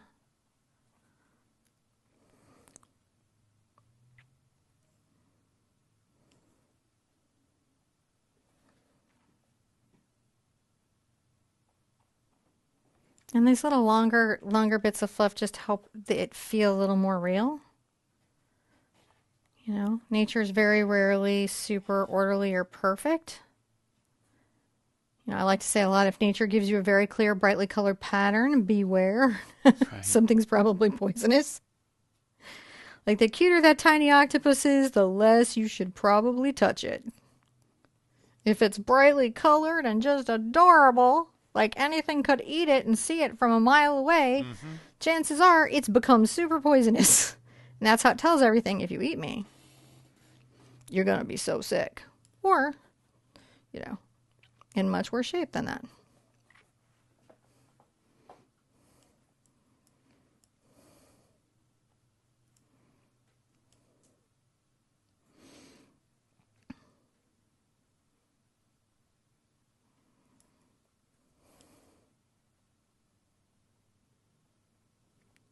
Let's kind of do a nice little lighting out here. I'm trying to be multi-directional so that, you know, it's sort of hidden.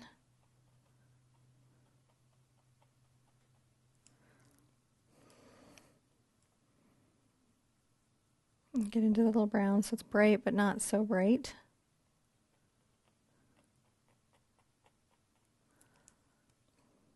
And we haven't even put the gorgeous little butterfly on here yet. Now see, I'm taking my white into that brown, and again, it's keeping it light but not so light. And it's that difference in the values that's really going to help us feel like something is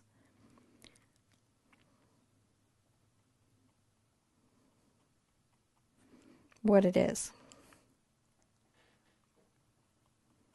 And the hue and all of that. That's really good.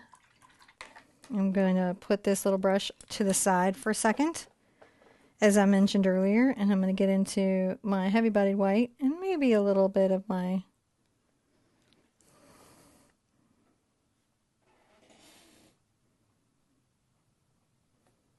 and I'm going to add some thoughtful little puffs out here, as you do, with my round brush. This is that number 4 Artini round. How is everybody doing? I hope you guys are doing great. Remember, if you're getting tired, you can pause, and I will be here when you push play again. Yeah.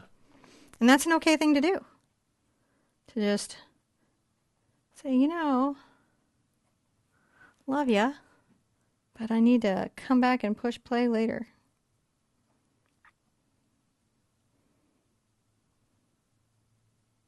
Kick a little bit of yellow and white.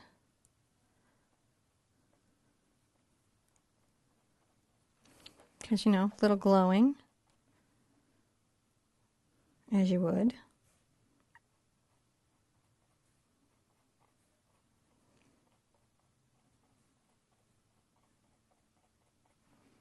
And doesn't that just start to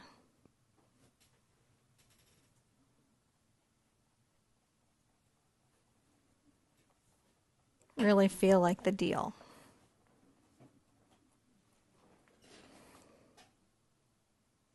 Get a little white and blue again.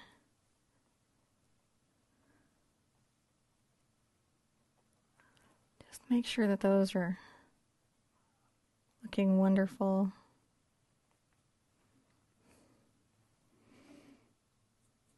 Take a little white over to this brown.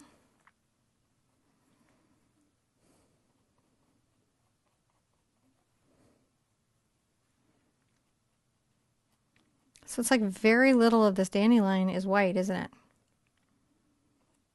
There's a lot of color in it. There's a lot of color in a white dandelion that's backlit in the sky. There's a lot of color. We could paint on our dandelion for a second, couldn't we? Really get to know the dandelion. That's what we're doing. We're getting introduced and having a deep, long conversation over dinner about life, the universe, and everything. And that's what you want to do.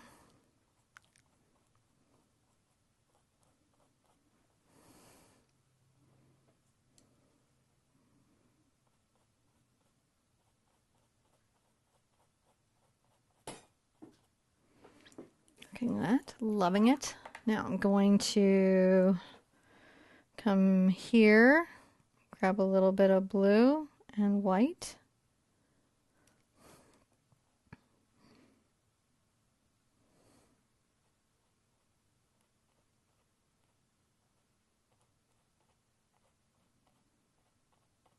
Adding some of that blue and white. Isn't that nice? Yeah, it really is. Remember how I talked about we were going to come back and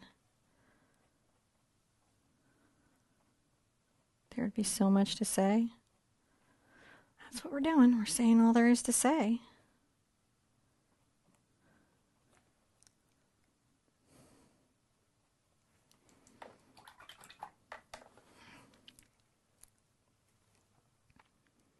Going to take a little bit of my cad yellow and smidge it with my cad red. Smidge.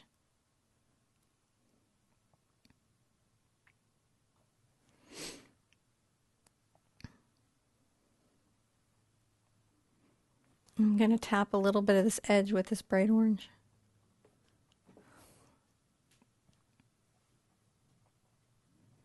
Not all the way through, just on these outer edges. It's called a halo. Let me get a little halo. Can add a little white if I want to lighten my halo. Put a little sunshine on the edge. Yeah, just a little halo.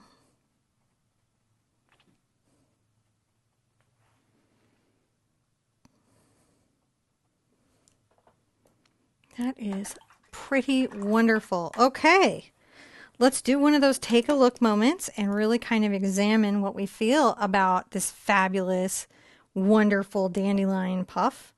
And we'll come back. I'm going to show you what you're going to do next. So we've done quite a lot. We don't have that much further to go, but we do have a little bit more of a trek in our art journey. So be sure that you're paying attention to how you feel, that you're breathing, that your neck, your back, your body is okay, that you're feeling all right. I am going to sketch in a little bit the butterfly that I'm going to be having on my nice little dandelion here. I got to figure out scale, how big I want it to be in relationship. You know, that's kind of an interesting thing. So I'm thinking that I want to really see my butterfly. So I'm going to bring a nice little upward wing. I think I do this thing where I think it's a monarch butterfly and it turns out it's this other milkweed butterfly. So, you know, if that's happening, sorry for the aficionados of wildlife. I'm just making sure I have this here. You can use the traceable at this stage. And I just need to know kind of like scale and where he is. And then I'm actually, believe it or not, going to use my detail, if I can find it again. Where did I stick my little detail? I'll have to grab another detail. As you do. Same brush. It's a one-liner. I just can't find my other detail. And I'm going to grab a little bit of my dark color. And I'm going to just make sure that I've got kind of a sense of the little fellow's body, because they actually are really quite hidden by their wings. So I just like to make sure that I've got my scale there. You'll be, you know, probably working from the traceable, so all these decisions will have been made. I'm going to rinse that out and put that to the side. And I am going to grab my D brush, that number 4 from earlier, and I'm going to get a little of my brown. I'll probably have to put out some new brown soon, but and blue together. Let me get some more brown. Oh no, brown cow. And we're going to add a little more lighting to our dandelion. Just a little more drama, a little more lighting. So I'm taking my burnt sienna into that blue and I'm getting kind of a nice gray. And I'm going to come through here and I am going to make sure that a good portion of this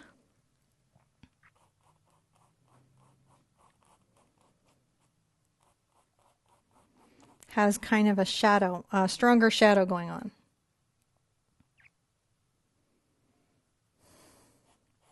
I'm not painting out the work that I've done by any means.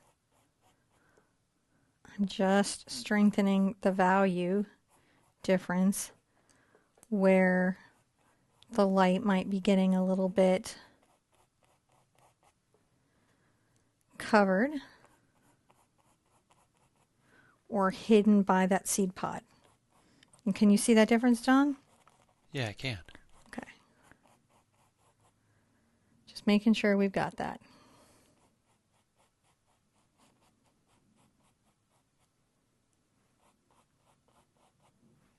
Because exaggerating these differences, that's how we get where we're going.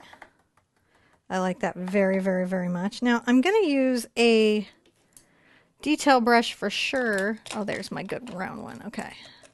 But I'm also going to just use a round brush to do the butterfly. Let's come back and lay in layer 1 of the butterfly. Now, one of the things that I do when I'm doing butterfly wings, especially when they have a lot of orange and yellow, is make a strategy about how I'm going to paint it. Now, I have professional paints, so I don't have to paint the wings white where the yellow is going to be first for the most part because the layers and everything that are coming. But if you're painting economy paint, you may have to paint your wings white where the yellow is going to be at the very least because it's hard for it to cover over darker color. Professional paints, you don't really have that issue. I wish they didn't even call them professional. I wish they just called them like, I don't know, what would you brand the paints, John? Something other than that, because it just makes it off-putting, I think. Yeah, I would. I'm going to take a number 4 round from Raphael. And it's a texture, and I'm going to kind of do the outer black lining of the wing. I don't know. I just feel like it just needs something different. Yeah, I agree.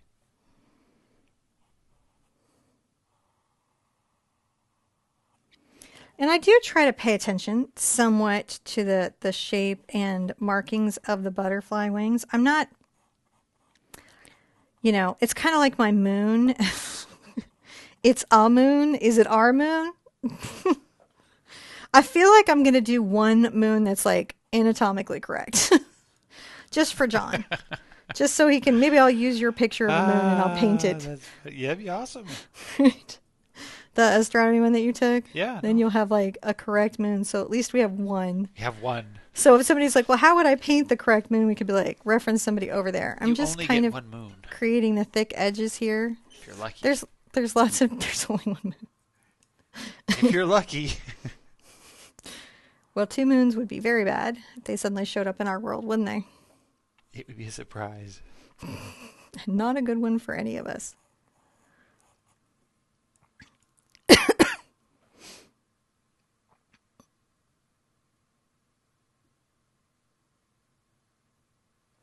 So I do recommend grabbing a reference of a butterfly.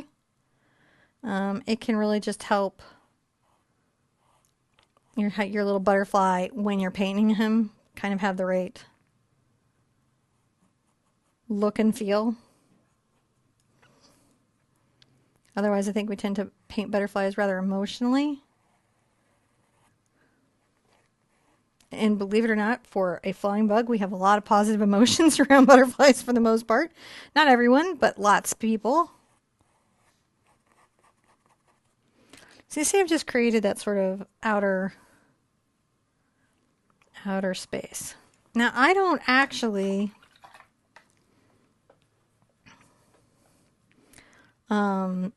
you know, I try to kind of get the reds and the yellows blended out first, and then I come back with the black patterning.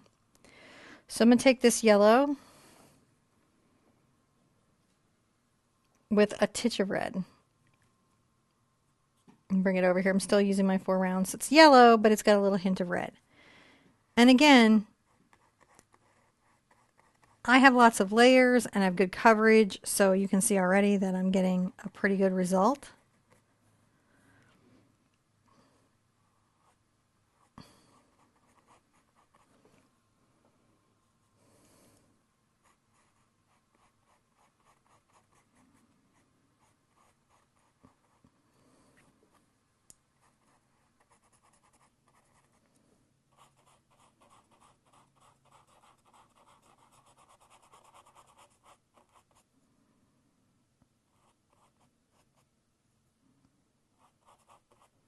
I just like to get that in first. Sometimes it's about just getting that first layer laid in correctly, and then everything else kind of comes as you go.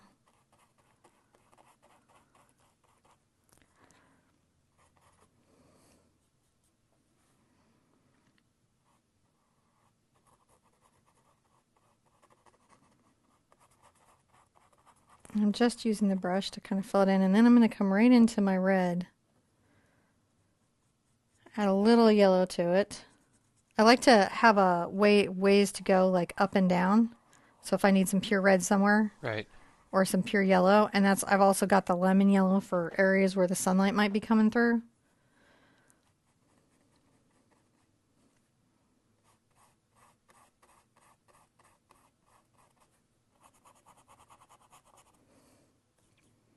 A little more yellow on the bottom wing into that red. It's not completely oranged.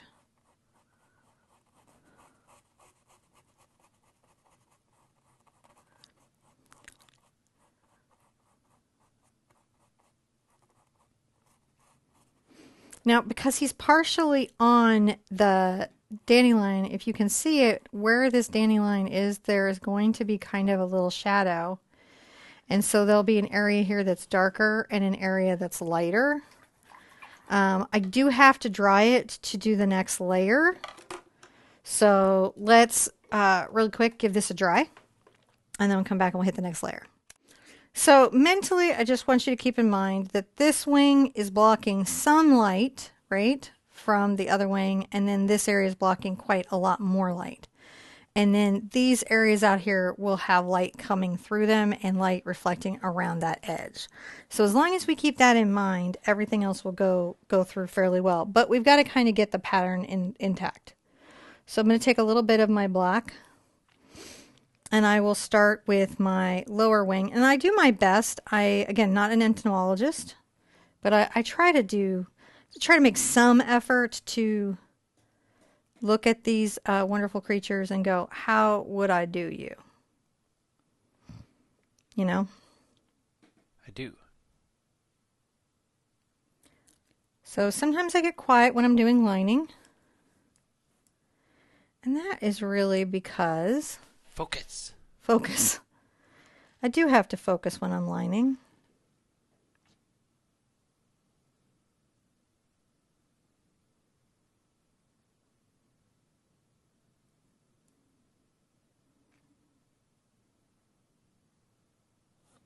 And so I just try to join these. You can use the reference when you're trying to be like, how am I going to do this? That's what you might do, is you might do the reference. And that's okay to do.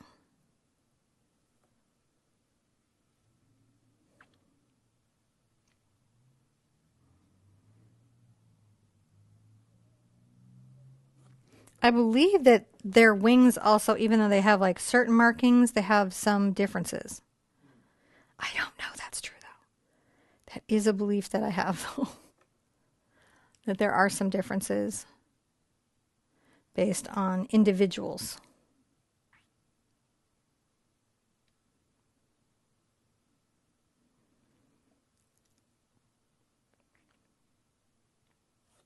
I just like to get those little patterns in. those little veinings.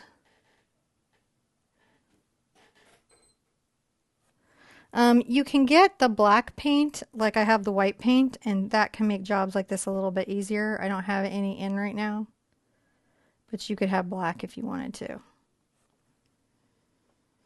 But you can see we got that first veining in, and that looks pretty good. I find it's just best, you just take it as you can.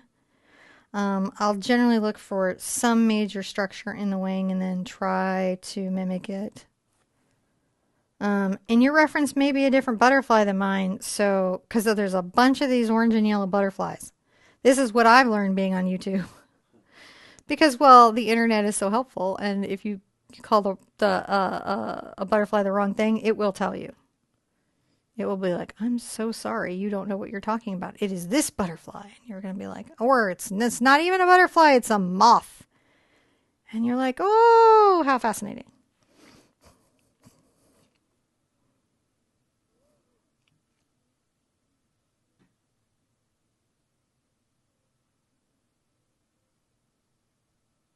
When you see my brush doing like this, I'm thinking.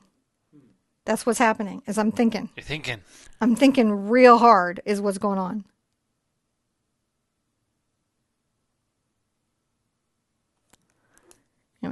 Real hard.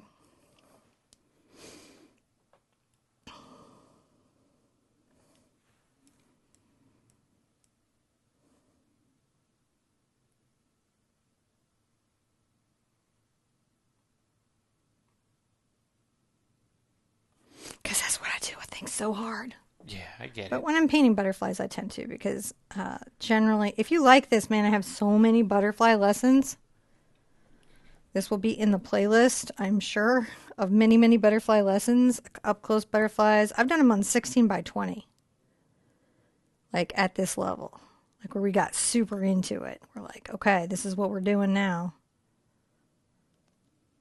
All right, this is interesting because this sort of comes through this area here. And then we will be dotting it later, as you do. Dot, dot. Dot, dot. Dot, dot, dot, dot.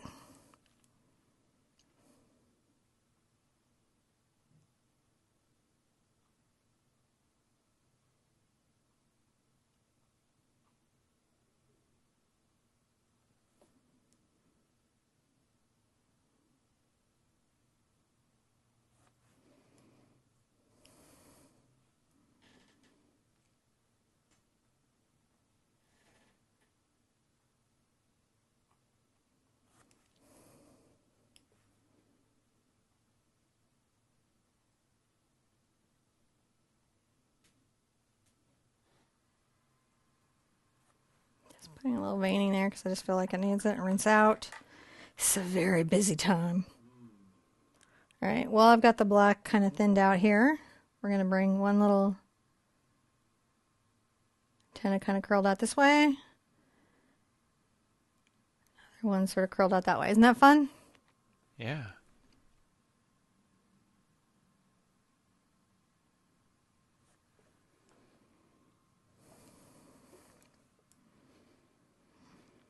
And the butterfly thing, kind of like their little feet sort of trip me out sometimes. Just kind of put some in there.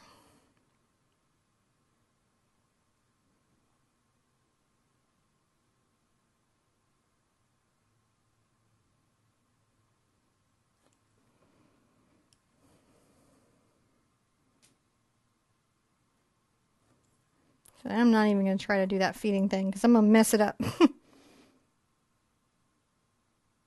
We're never going to know how he eats. That's never going to be known. Ever. No. We don't get to know it.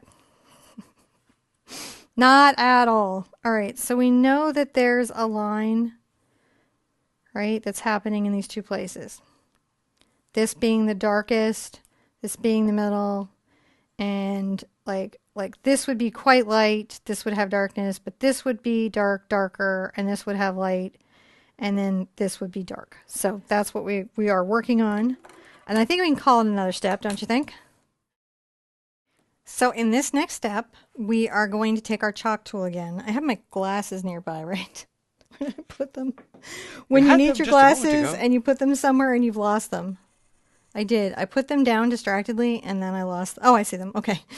So we know that this is the darkest shadow that we're going to have. And then this wing from here down is going to create another layer of vibrancy. There's light hitting this one fairly strongly.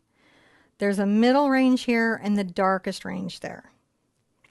And that little note, that little chalk note can really help us create an effect that looks super what we're hoping to get. So let's start down here in what is our darkest. Let's take our red and we're going to do something kind of wild. We're going to grab a smidge of our ultramarine blue. Isn't that wild? It's not going to Yeah. make purple. It's going to make a brick color. But that brick color is going to be perfect for this low part of the wing.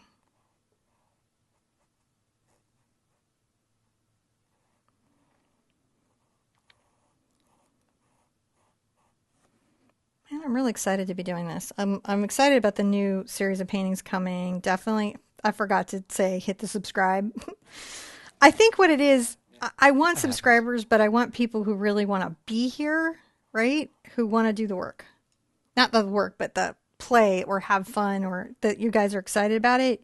So I'm never just like shouting at subscribers, being like, subscribe, subscribe, subscribe.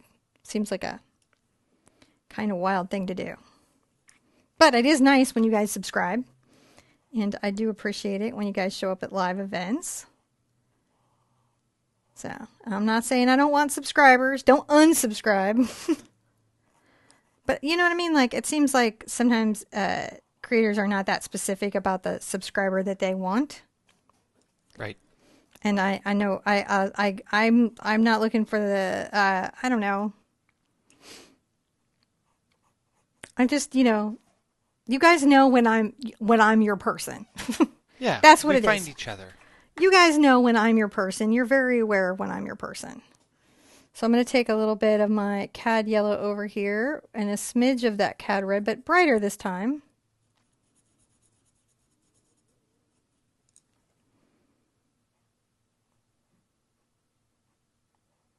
Kind of hitting it right there. Not too bad.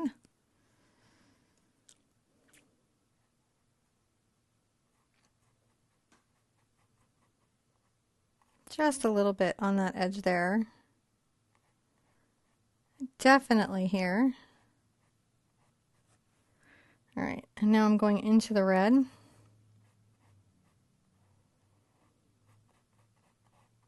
I haven't rinsed out my brush, if you'll notice.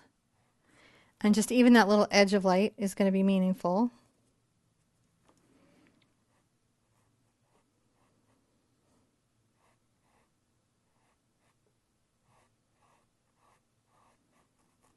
Can see is quite bright over here. Even though this is even the back side of a wing.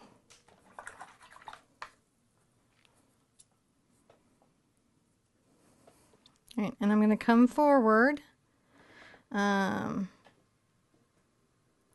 going to kind of come forward in my colors here, and I'm going to be like a lot more yellow orange up here.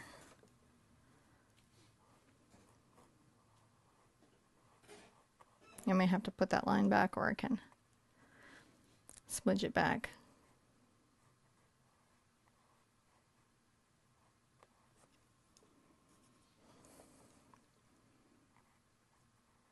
Yeah, I will be coming back with like my lemon yellow and a little white to really exaggerate some of this.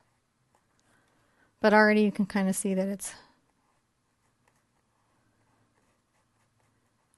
we're talking about those lines of light.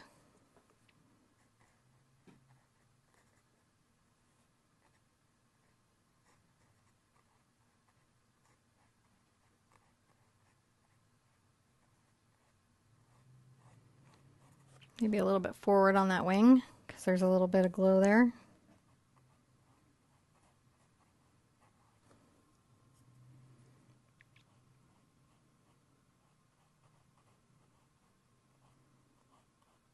These really come together when you start popping in the dots. That's when they really start to come together. I'm going to go ahead and go over my kind of red down low a little bit. No, not that much, but a little bit with the orange here on the lower wing. But it's like a glaze.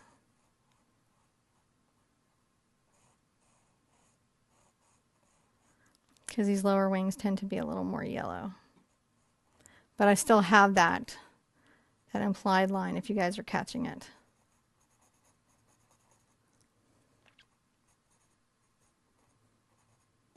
Kind of erasing the chalk there. Now I'm going to take a little bit of my lemon yellow and my white.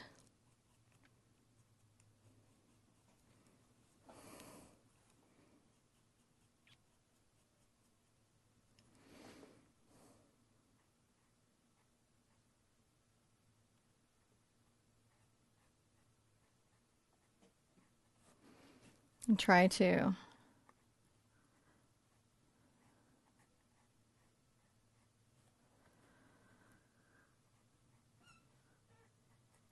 talk about the way the light is coming through.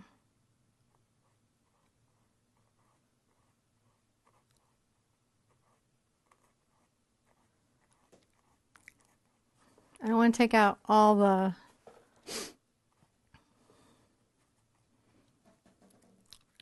Are you seeing what I'm doing here, John? Yeah, the little highlights. They kind of. And I'll come back to my cad yellow.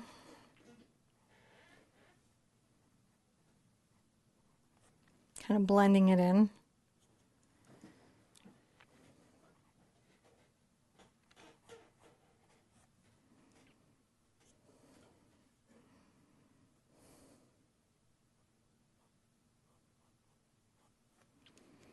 Get into my yellow orange again.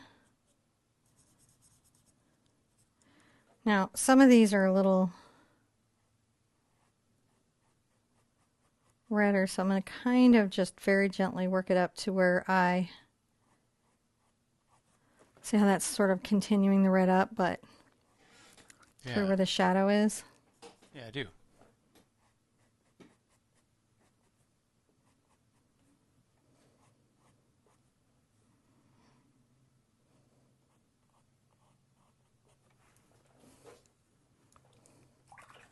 All right, let's dry everything and come back and add some more details.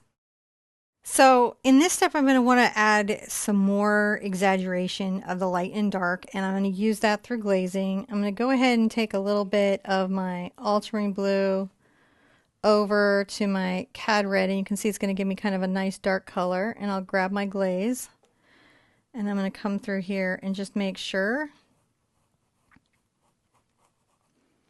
there's a bit more of a shadow there.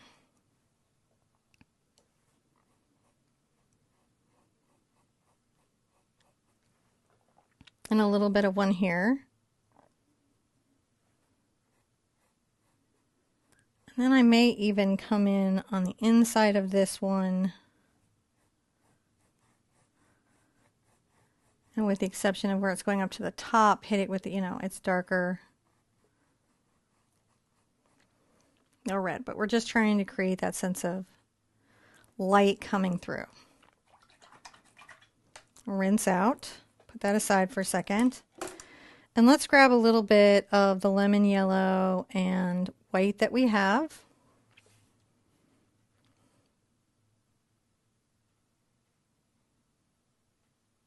And touch the edges of the wings.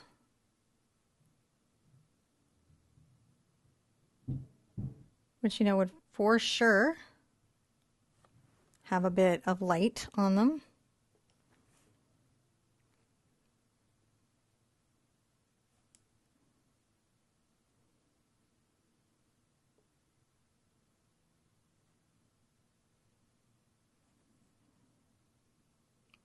A little bit up the antenna. That's sort of fun, isn't it? I like that very, very much. Now I am going to grab some white.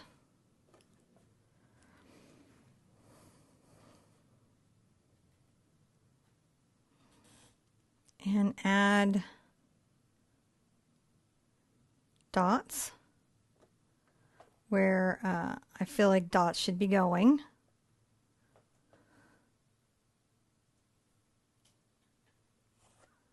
All right.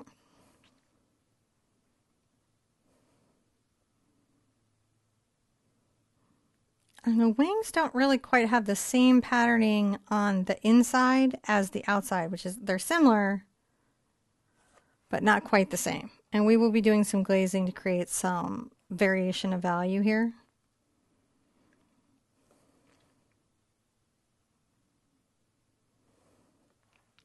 Yeah, I don't necessarily want that white there.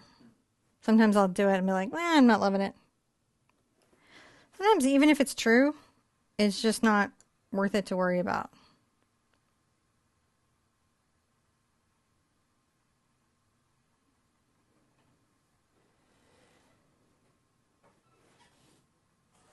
Just trying to make sure we got nice little dots going down. And this is sort of where my, bug truth sort of gets generalized. It's sort of also where my moon truth gets generalized. Moon truth. Yeah, sometimes we generalize around that area.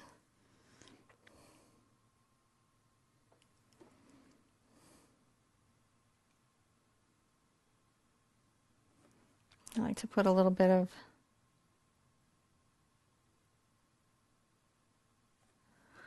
little lightness on the leg. I might come in with a bit of black and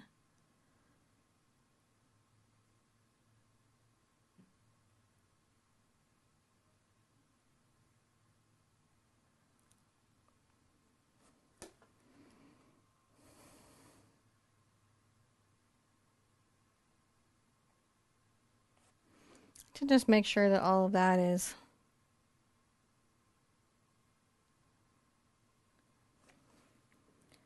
nicely done.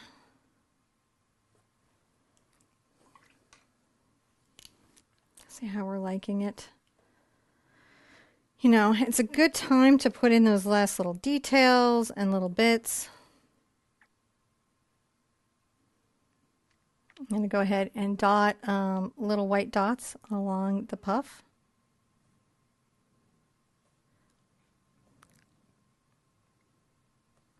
That's going to also exaggerate that little halo line that's here, like little dots of light.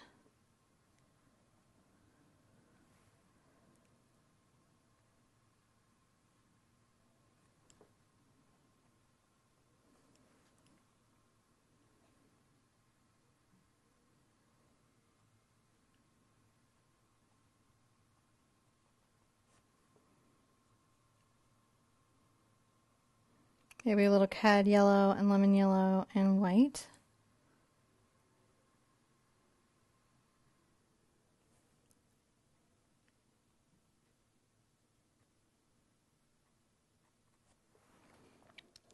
Just a little bit of that glow, right? Yeah. Like, oh, hey, it's bright there. Bright. Bright.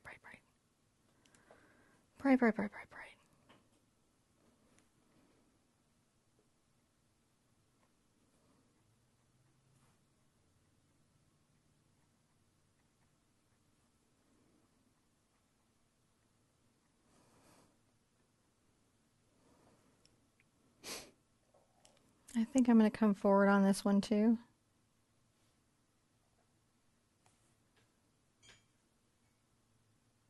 With a little bit of light that hit it. Maybe a little bit there. Just even if it's not necessarily strictly what we would see, it's still nice. And I think that that's worth doing.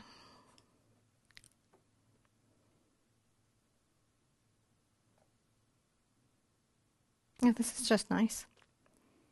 You ever do a piece and you're like, oh, I really just like this one. I like it a lot. It's worth it to take a little time. Gonna add some little dots along here.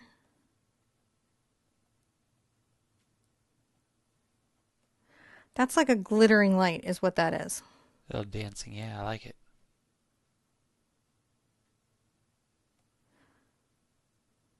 Do Go super light through here.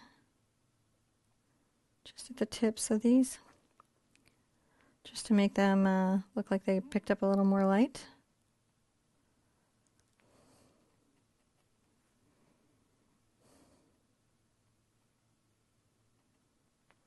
A little bit on that outside edge there.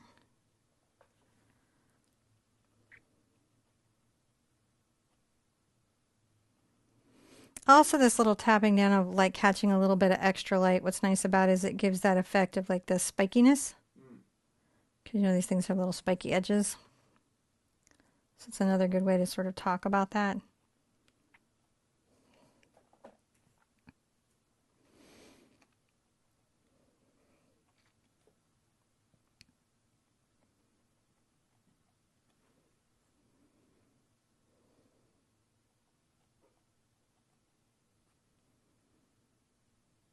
How do you like the little white dots, John? I like them a lot. You like them a lot? I like you a lot. I do. Hopefully this has been a chill project. It's a big project, but it's a chill one, and I thought we needed something a little meatier. Let you guys stretch your art legs a little bit.